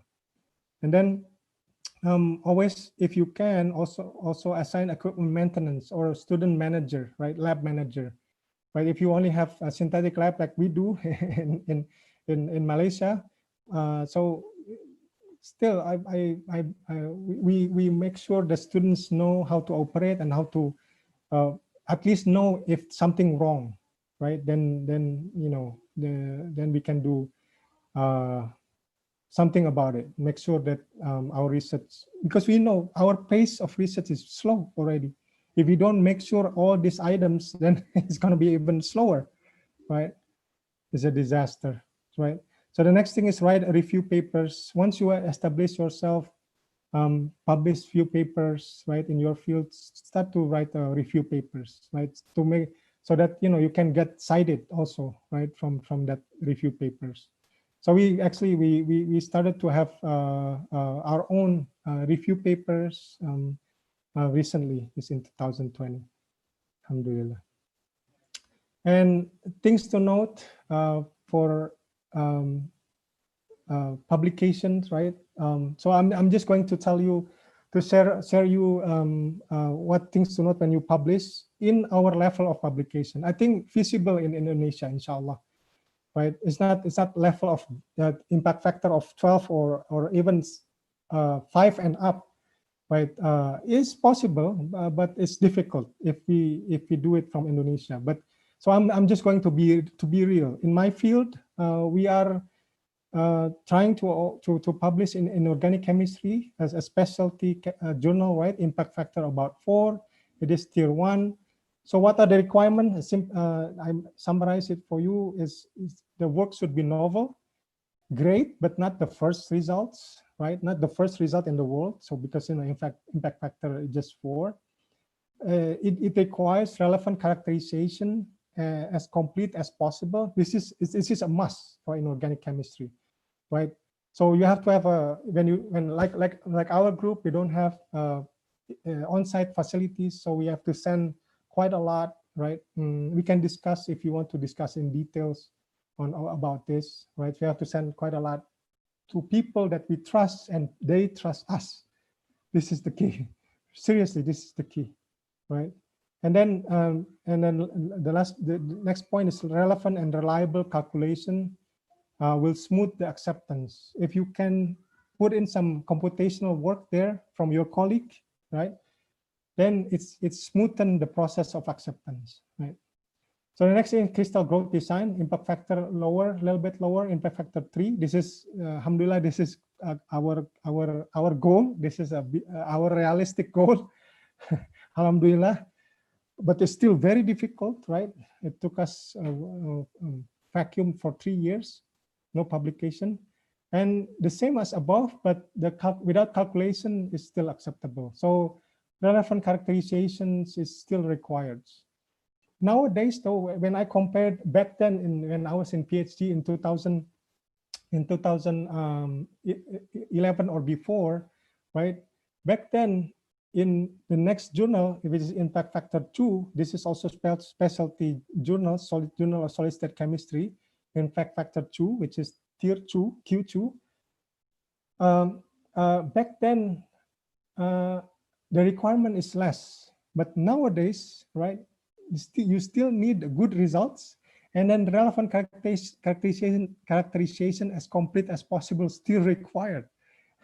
We try actually to publish a paper recently, and then they reject us. You know, really they reject us. It is something that is quite surprising, because if we compare the quality of the quality requirement back in 2011 or less, and now is totally different. Now they require more characterization, right? So in terms of tiers category, right? Q1, Q2, you can look at as Simago, right? Simago Junior, SimagoJournal.com, not junior, sorry. Right, as you know, right? And then also you can look up in Web of Science, right? You can click on I actually share my PDF PowerPoints. If you, hopefully it's useful for all of you, for participants, inshallah. And then another key importance, like I said, what not, what hot, what not, WHWN, right? Is keywords to boost your citation, right? And then publish in open access. OA is open access, right? If you have funding from LPDP or DICNAS or something like that, or from your university, and they can pay for your publication. I think Indonesia can get some discount for publication open access in Royal Society of Chemistry or something like that. You can get discount. When you get discount and you have the money, publish in open access, because then people will be able to cite your paper easily, right? Although, like I said, you know, you can always ask the author for the paper for free, right?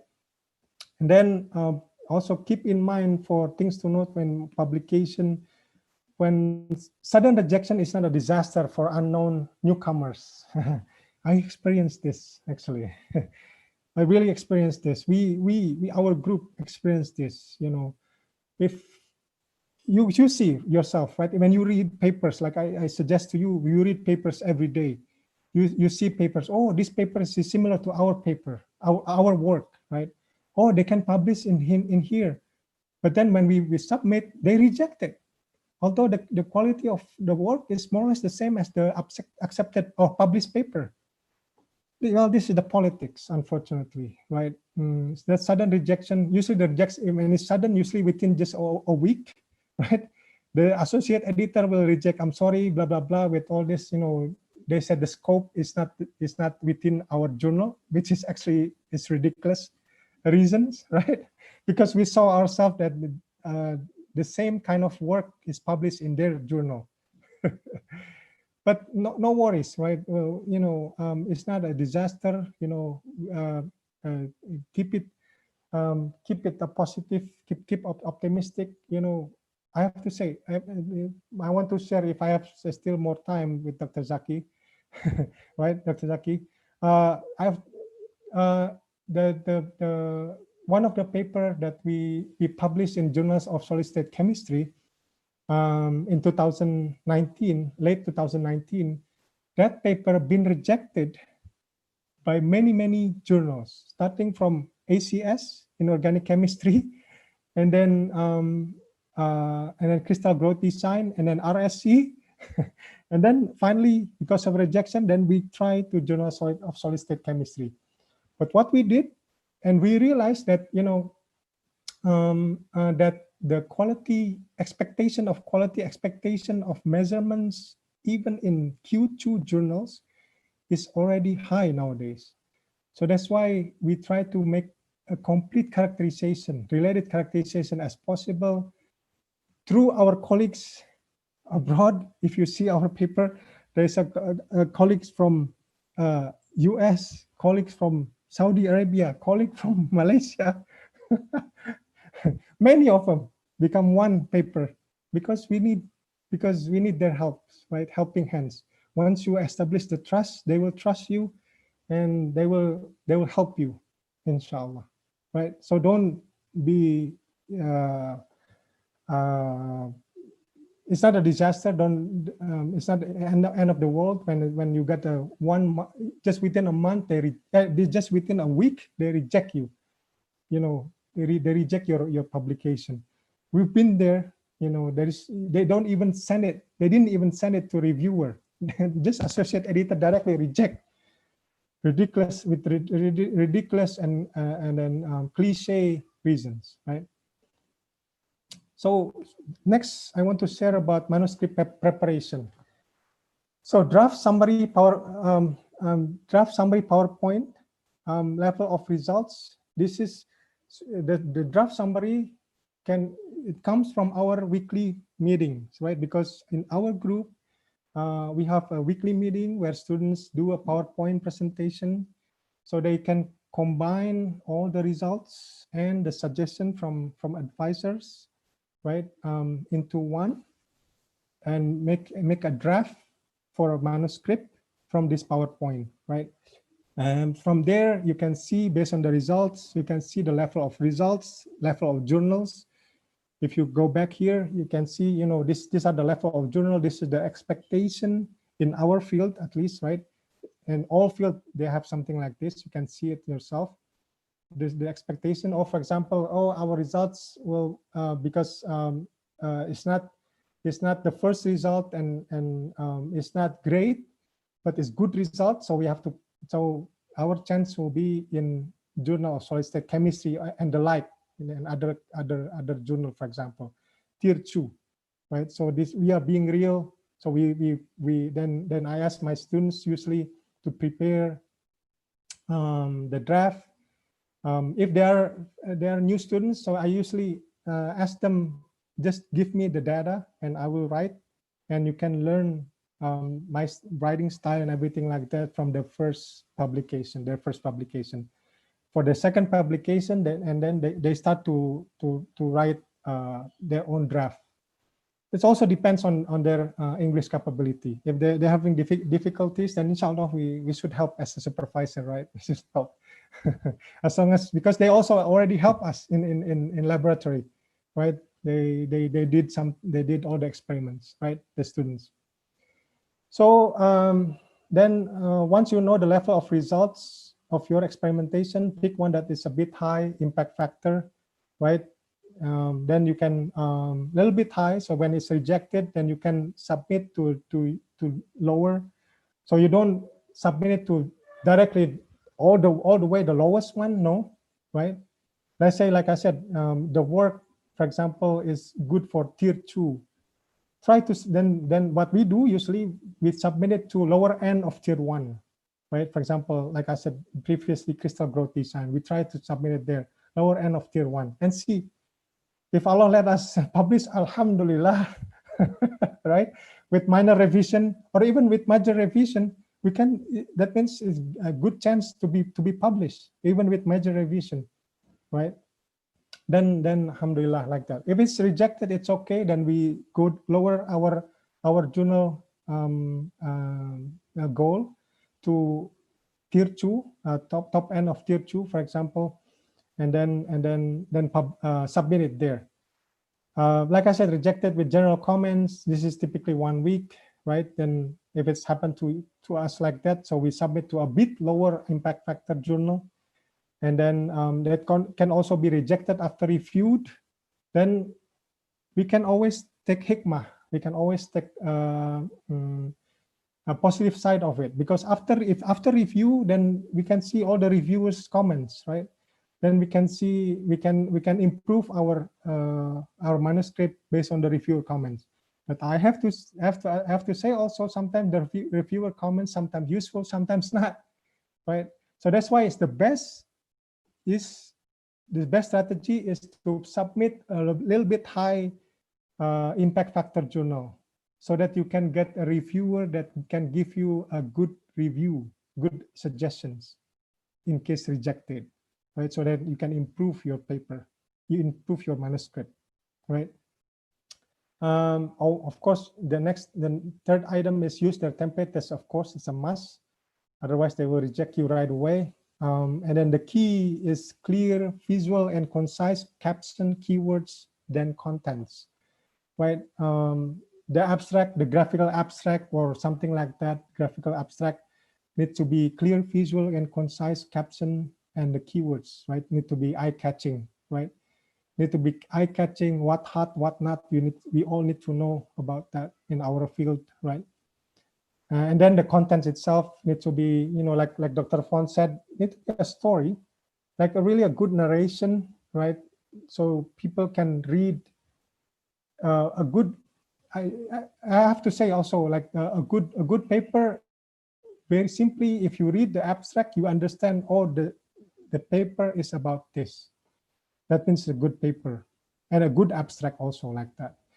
If it's abstract, only say like, oh, we are going to discuss about X and Y properties without telling what is the actual properties, what they found, that means it's not good abstract, right? You have to mention what's your finding, right? What did you find in your paper in the abstract, so that that can catch attention from the readers, right?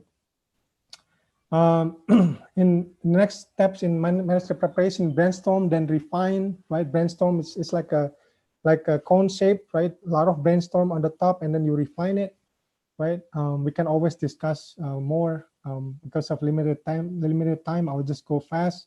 The first order, typically in general, right? Not all the time will be like this, but typically the first order will be students who's doing it, and then who's doing the work. And the corresponding typically will be a supervisor, right? And then, like I said, first-timer students, typically we will write the manuscript, right? And then in the introduction, we usually rephrase, so that it's not plagiarism. But it's easy to do, is because like I said, my suggestion is, our suggestion is to review paper, read a lot of review paper. From that review paper, you can use their introduction, or you can use their review paper by rephrasing it, right? So it's not plagiarism, right? Because you rephrase from review paper that you read, and also with updated literatures, because we update literatures every day, right? And then typically in the manuscript, about 5 main figures in the main manuscript itself, and one table, And then the remaining figures and table, you can put it in supporting information. SI is supporting information. And then, before you submit, make sure you reread manuscript multiple times, student and supervisor, especially supervisor, especially us, right? Because the student is already tired of it, tired of reading it. So we, as a supervisor, we have to read again and again until we get bored. We still need to read, right? And submission, right? Once we finish this, then we submit. When we submit, I give you an example of table of content and letter to editor. Table of content need to be, like I said, according to their template. This size is really according to the template. This is from SES template. There is a specific size already mentioned there. I think about 1.2 inch by 3.8 inch, something like that. No bigger than that. You have to make sure that, as you know, right, the y-axis and x-axis need to be, at least the axis can be read, although the rest may be small, but at least the axis can be read, right? And then concise or summary of your thing, of your table contents, right? And then during submission also, make sure you write nice concise summary to the editor.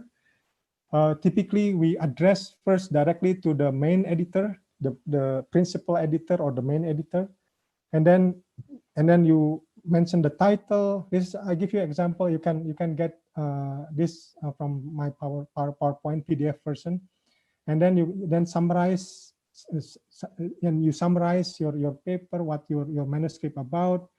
And then some blah blah blah. We think that this is your journal will be suitable for our communication, and then we can say we can also address something. For example, I was about to move, something like that. So you can make them aware, right, in hand, right. So this is some example of letter to editor, right. So typically, again, after submission, decision time 1 week to 1 month, typically, right? 1 week, that's a bad sign. Likely you will get a rejection right away from associate editor.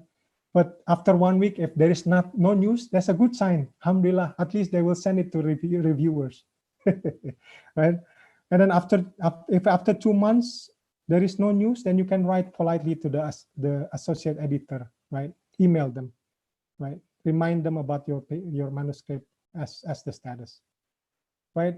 And then revision. Once you, alhamdulillah, they go back to you after 1 month or 2 months, and they ask you to revise, either minor or major revision. So I will go through this, and I already also give you example of our reviewer reply to reviewer comments. Basically, in that reply to reviewer comments, you have to, almost all the time, like, right, reviewers are correct almost all the time, unless if it's like ridiculous review and we have a strong argument that we can say no, then we say no. But almost all the time we have to say yes, yes sir, or yes ma'am, we will do that, and something like that. So we have to repeat and do extra work as suggested. This is for you to, that's why if we don't have on-site facilities, then we have to bother our colleague again. But if you already establish the trust, they will be happy to be bothered because you trust them and they trust you. Alhamdulillah. And then request extra time if necessary. For example, you have some problem, like we always do have some problem because of our condition, limited facilities, right? Request the editor, associate editor for extra time. Let's say they give you 3 months. Then at the end of 2 months, if you see there's not enough time, you can request. Inshallah, they will accept that, to give extra time. Exception if we have proof, if they are mistaken, that's quite rare, but most of the time the reviewer is correct. So what we do, copy their comments exactly, copas, right? Copy paste, right? Verbatim, and response itemize, right? Clearly mention and highlight the changes that you did in in the review in the reply to reviewer comment, and then resubmit in time. So just a quickly how does it look?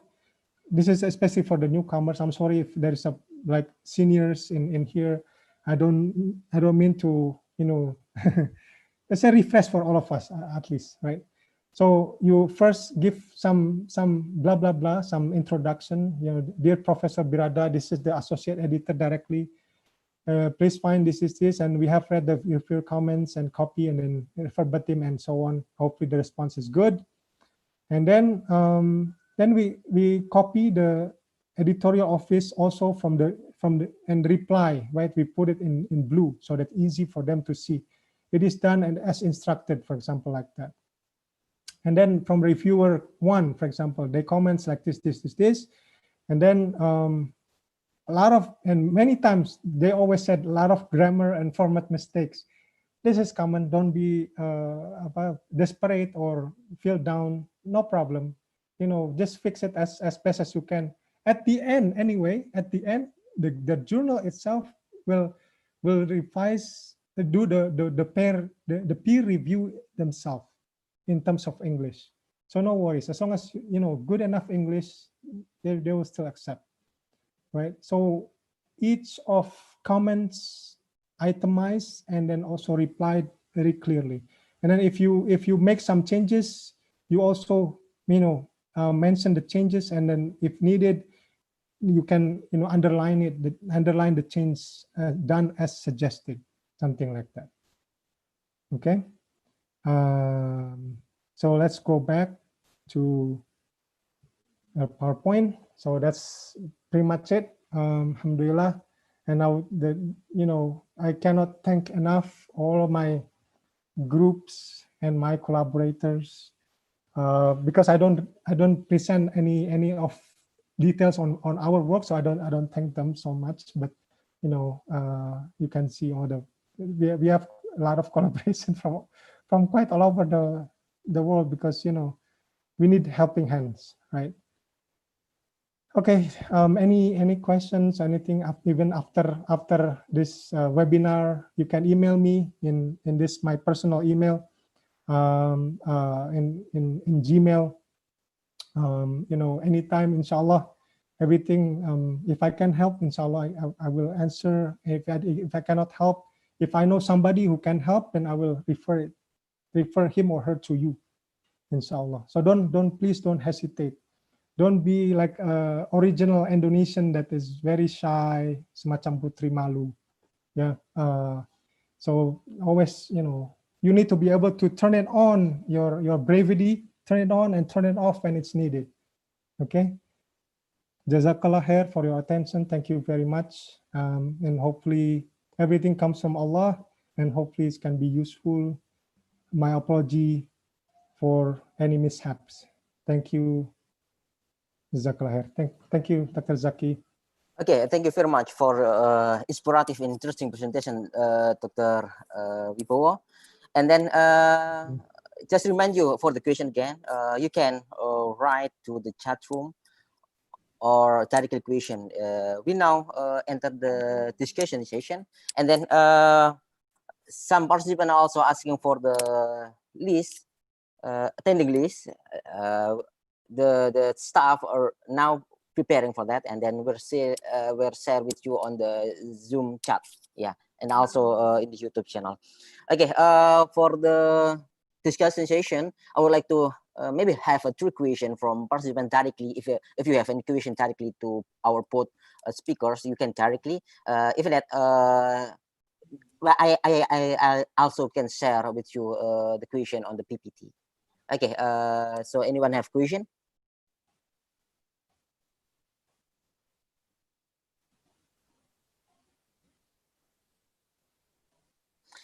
Okay, if no, maybe I can start from that Zoom chart. They have a question, so I can save 1 minute. Okay.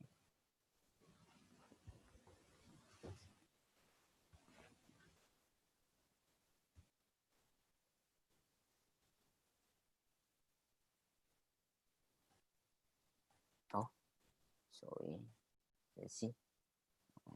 Hope everyone can see this. The first question is from Mr. Antonius. I should move this one. Sorry.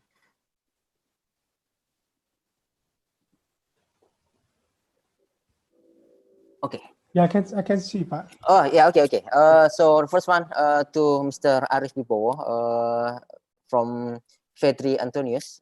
We have question referring to the theme of this webinar and your discussion about possible strategy for experimentalists. Can you suggest the most efficient, effective strategy for researcher to be able to achieve the desired goal in the publication in the academic journal, and how should researchers overcome the probable obstacle that may occur in the process? But I see that there is some part of answer for this question already you share, but maybe you can give more in detail for this question. Inshallah.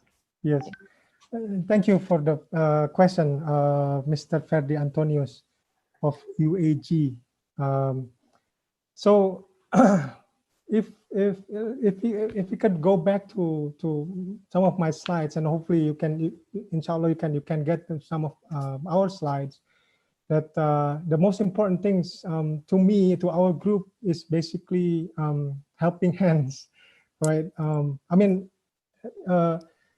ourselves, for our group, we can sort of control it, right? Because we know ourselves, our capability up to certain what level, right? Up to what level our capability is. Once you know our limitation, then you need to find helping hands who can help you to achieve the goal, high publication and everything like that, right? This is the key basically, and believe me, although no perfect, right? That's why I said that my title is from A to W, not A to Z, because there must be something that I miss. But to my knowledge, to our knowledge, to our group, our experience, that helping hand is really important. The key to find helping hands is you have to, like back then when I start to find helping hands, I email everybody, almost everybody in the world, either in Germany, either I know or I don't know them. I email them, see who can help me. And of course, before that, I will look at the level of publication, see if they have, the same level of publication as I am, like my group, right? Then I once I found them and they said they can help, right? And then see how it goes, right? If many times our collaboration failed actually, but after so you have to be persistent, right? This persistence is always there in anything, right? You have to be persistent in doing it, keep on doing it, keep striving in trying to find the door, right? Trying to find the light at the end of tunnel and all this, all this thing. But once don't give up. Once you find it, then cherish it and then maintain the trust. This is the key. It's not about, because everybody can always say, oh, we have equipment, this equipment, and we have all equipment that you need. For example, US, they have all equipment that we need, but then what? The shortcoming, the drawback is slow, very slow, right? So not necessarily having US collaborator is the best. No, the best is to find somebody you can trust and they trust you and they have something that you need. And since they trust you, then they will do it for you. Establish the trust. It takes some time though, but don't give up. This is our suggestion to Mr. Ferdi Antonius. Establish a trust with two helping hands. And this is how we survive in staying in developing country like Indonesia, Malaysia, anything, Saudi, even Saudi, right? Saudi, yes, they said it's a rich country, but wallah, I've been there for 2 years. We still need to ask help outside of Saudi. Yes, like that. Thank you. Hopefully it's enough. If it's not, you can always email me, wibowo@gmail.com. Not an advertisement. My intention is to help out as much as I could. But don't expect too much also. Thank you, Dr. Zaki.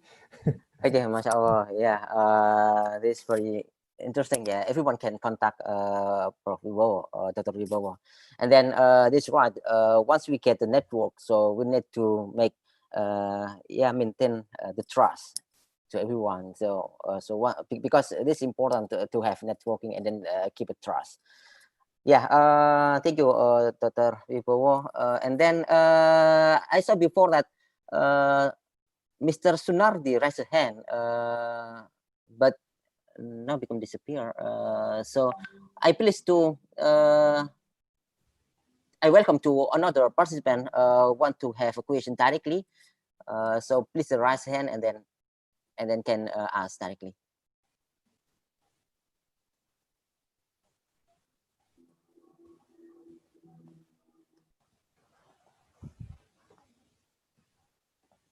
Come on, guys. Otherwise, I have question for both of you. Don't worry. Relax, make it. Oh, Wait, Dr. Zaki, make it relax. Yeah. So everyone can also using Indonesia using bahasa. Even Indonesia, and, yeah. Can using bahasa.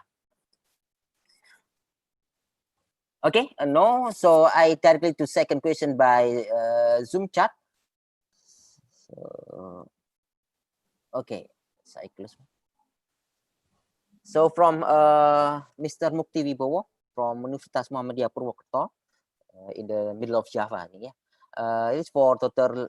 Voon and Dr. Wibowo.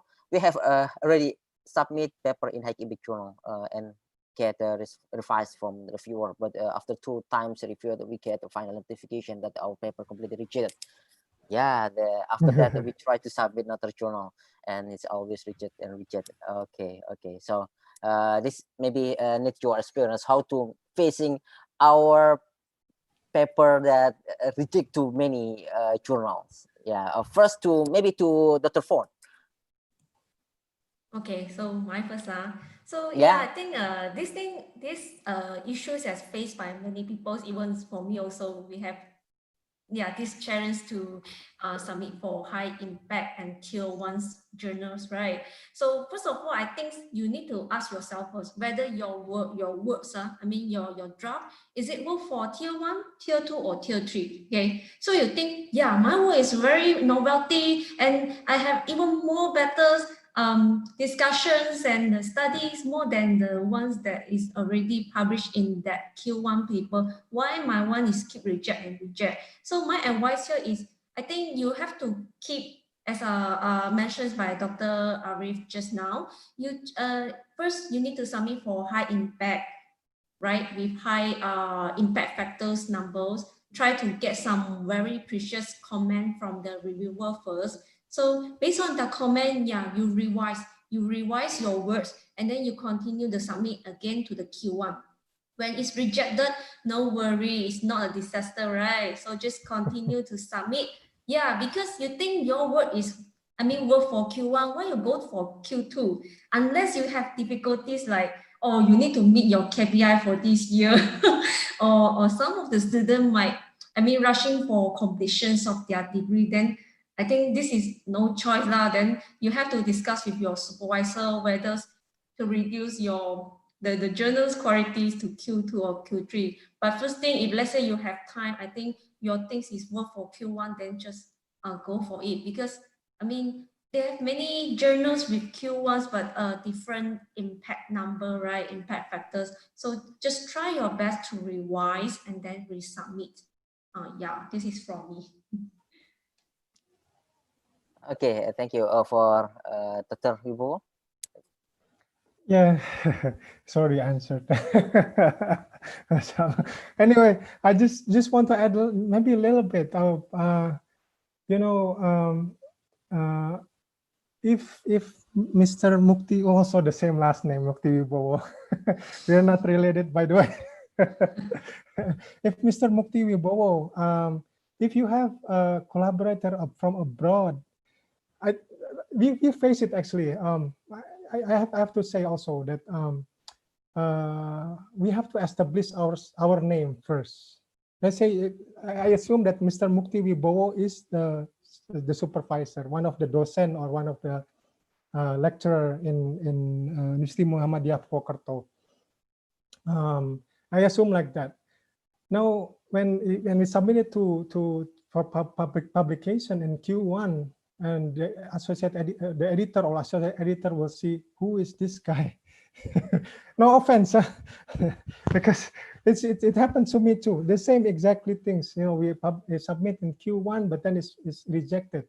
Although, you know, the problem is, I think, like I said, right, when we compare, if we were to be stubborn, right, if we read the journal, right, that particular journal, and we see their papers, the papers quality is met by your work, by Mr. Mukti Wibowo work, right?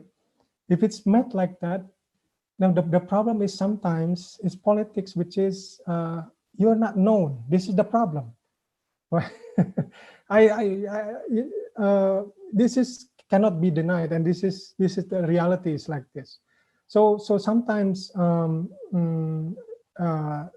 trick is, you know, if you have a collaborator abroad, this will help you, right? The collaborator abroad that has that, like I said in the that I share strategy, you know, you find a helping hand collaborator abroad that is published also in your level of quality, but also they also because of abroad, you know, advanced equipments that they also publish in high impact journal. So in a way they are well known, right? In a way. So, you know, if they are well known, so the associate editor will have less doubt on the originality, on the on the quality of the work, something like that, right? The questions come when we are unknown, when we are the first comer or newcomer, sorry, is the originality, and then can you trust this work or not? This is the main problem. So if Mr. Mukti Wibowo have a collaborator abroad, in an advanced country or South Korea or something like that, that should help. If not, if you don't have, then probably you should start establish. If you still want to publish Q1, that is one of the strategy. There's nothing wrong to give them samples and then repeat your measurements to make sure that your measurement that you have done in the paper is actually repeatable, right? There's nothing wrong. Then by putting their name, their trusted name trusted internationally, right? Trusted internationally name in your manuscript, that will help smoothen your way to be published. Your way to publish, right? That's what you call it. That's our suggestion like that. So it is kind of politics. So that now you ask, is it a must to divert it or submit it to Q2 or Q3?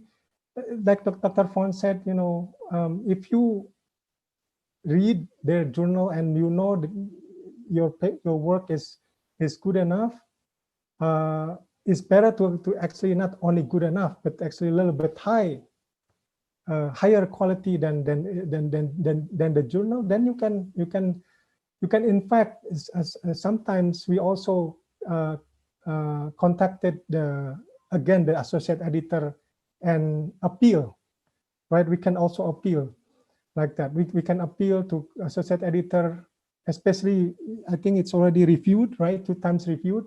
So you can appeal that all the reviewers' comments and suggestions already addressed, and even we already repeated the work. Please give us a second chance. This also legit. This also allowed, and we did something like that. And the positive side of being unknown in this case is that, it's not, the politic will not play here, because, you're not their competitor, right? Because you are an unknown. There means the associate editor. Sometimes like that, when, when back then, when you remember, I still remember back then, before 2000, either when I did my PhD or postdoc, I submitted my paper when with the permission of my supervisor, and then when it got rejected, directly, just within a week, it got rejected directly, and my supervisor asked, "Who's the associate editor?" It's so and so. No wonder. Don't submit to him. He said like that. Then I know, oh, it's politics. Now the positive side from our side, that it's unknown, so they will give us chance. And the positive side from our side also, because we are from developing country, they will appreciate our efforts of trying to improve the manuscript, from the reviewer suggestions, like very precious reviewer suggestion, like Dr. Fahd said. So this is like that. So at the end, you can try, never give up. It's not going, there is no, as far as I know, there is no, if you are rejected from one journal, then another, this associate editor or editor of the journal will tell the whole journal like that. No, there is no specifically say like that, except that there is this like especially if you have a different publication. For example, Elsevier, right? Elsevier, if you are rejected from one, then they will say that you cannot submit your manuscript to list of this journal. They give you a list of the journals that they will not review or relook at your manuscript. Sometimes like that, but in Elsevier, but in SCS and RSC, they don't do like that. And in Wiley, they don't do like that. They don't, even if you resubmit, they will ask you, have you submitted this paper before? What was the status? Just say whatever it is, and then you can say that we already revised according to the reviewer suggestion, and we did all the necessary suggested additional experimental work. Then please consider our manuscript, something like that. Inshallah, the associate editor will appreciate, because we are coming from developing country, and they will see, oh, you are collaborated with advanced countries, so the results of measurement will be trustworthy and something like that. This is my 2 cents on this. Sorry, a bit long.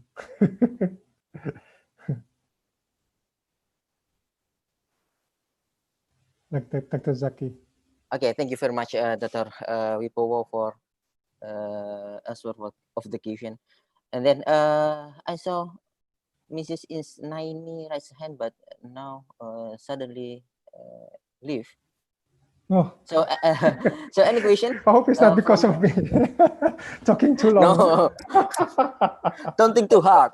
It's okay. Yeah, it's a joke. Yeah. Okay. Any question for Simon?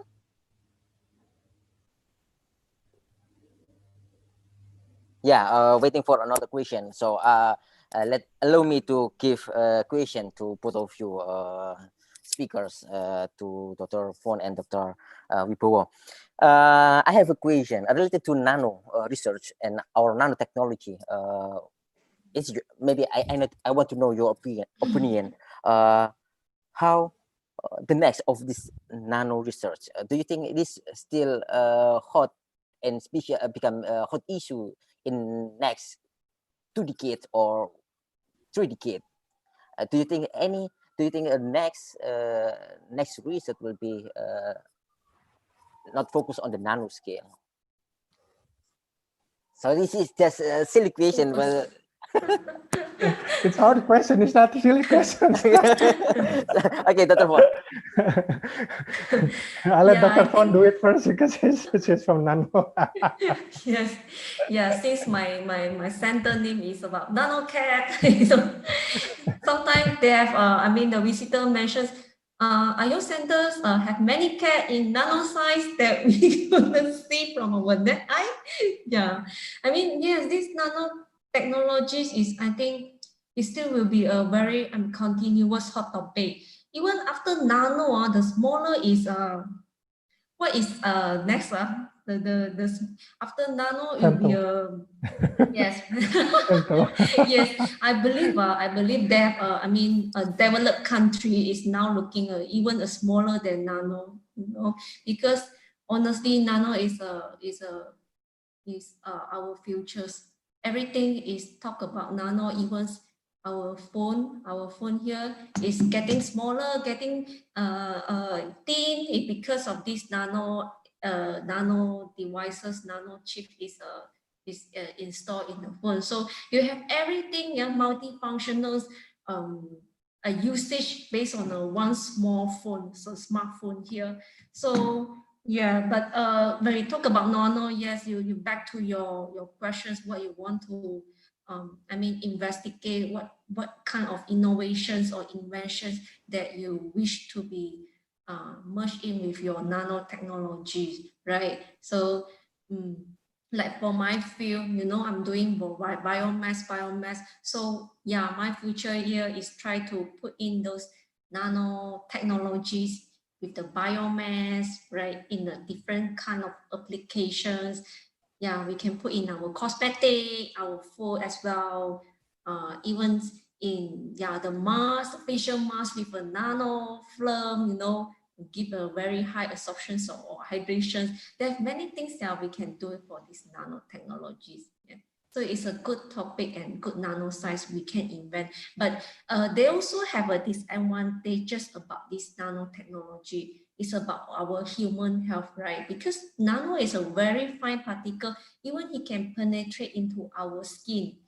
And that's why for this for the researcher with doing those nanoscience, it must be very careful. You have a very proper equipment and your PPE protections equipment with you, with a mask. Okay, I think we should use the N95 mask for this case. When you're preparing your nanoparticles or nano powder in this case, and make sure it's in a film hood. Okay, to do all these nanoscience experiments. Yeah, that's all from me. I pass to Dr. Wibowo.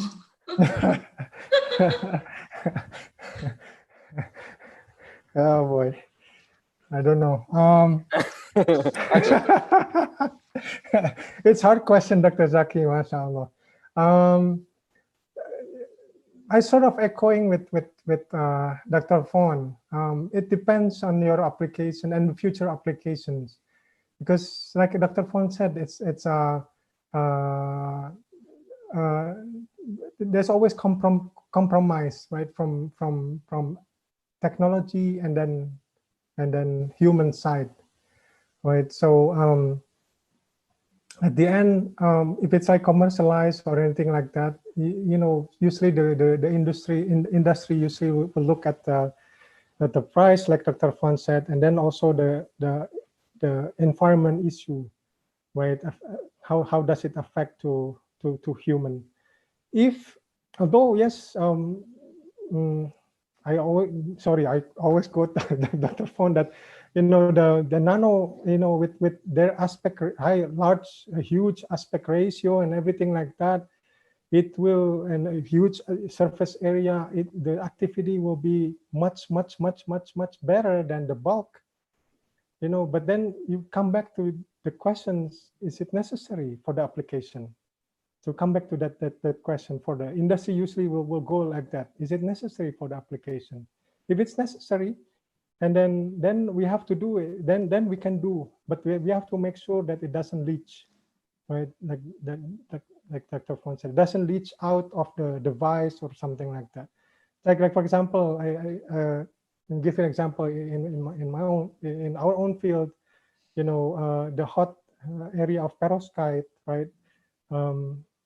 They also, besides making thin film and then making huge single crystal, and then they cut it to replace silicon solar cell into wafer and everything like that. But they also make nanoparticles of perovskite, perovskite halides, right?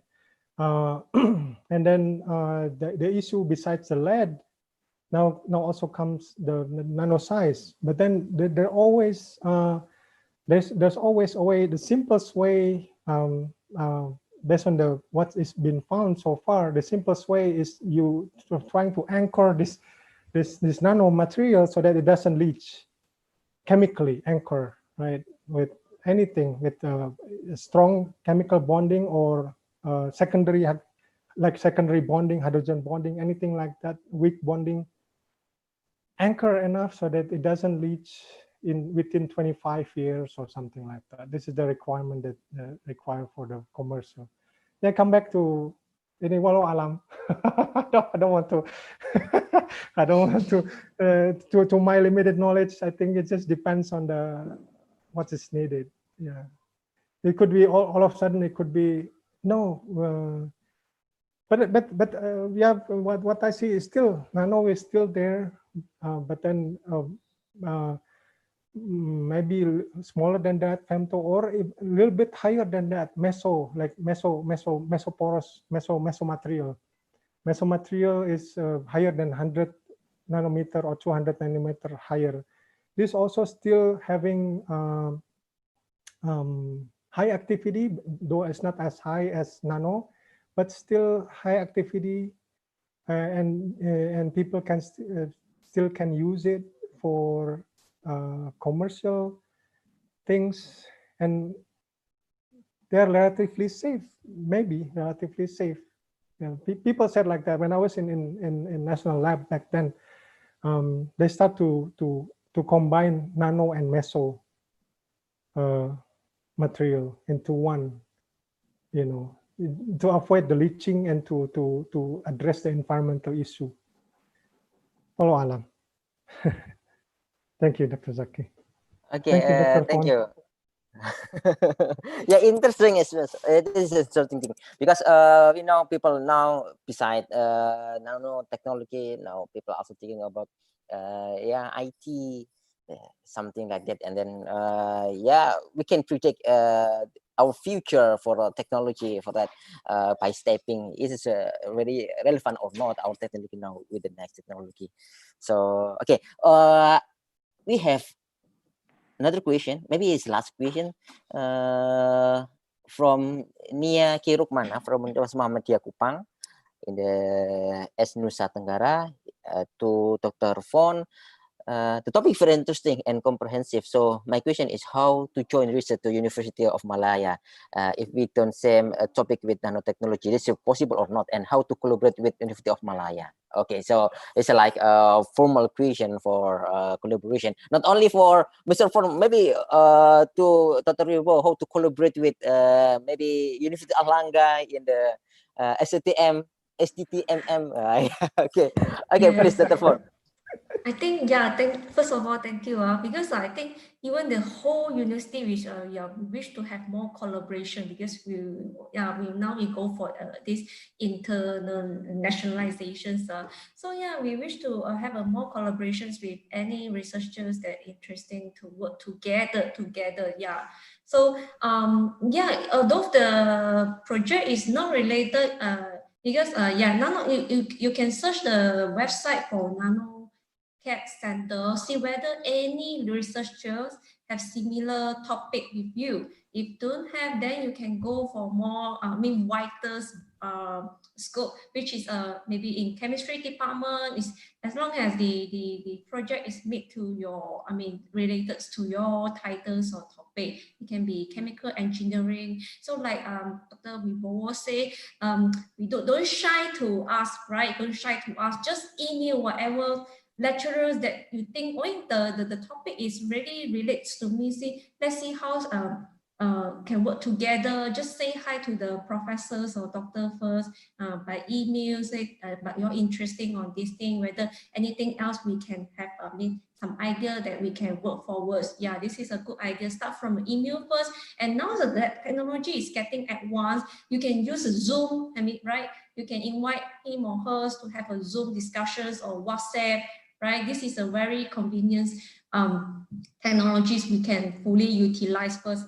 Before we really visit to Malaysia or we visit to Indonesia, why don't have some discussions by phone, by the internet first, right? Have a discussion here before, it's a really go to a real topics. So yeah, you can try to search from the Googles. Google now is everything, right? I'm not sure whether Indonesia is using Google or Yahoo. So Google, once you type in University of Malaya or Universitas of Airlangga, so everything will come out here. So yeah, if you need my help to search more, the topics that related to your field, yeah, you can email me as well. I try my best to help you. Okay, thank you. Okay, thank you, Dr. Fon. This is also possible because as I before and Dr. Fon and Dr. Wibowo say that networking is important. So to make our research become advanced, so one thing is networking. So it's possible to do that. Dr. Wibowo, you have any comment? No. Collaboration.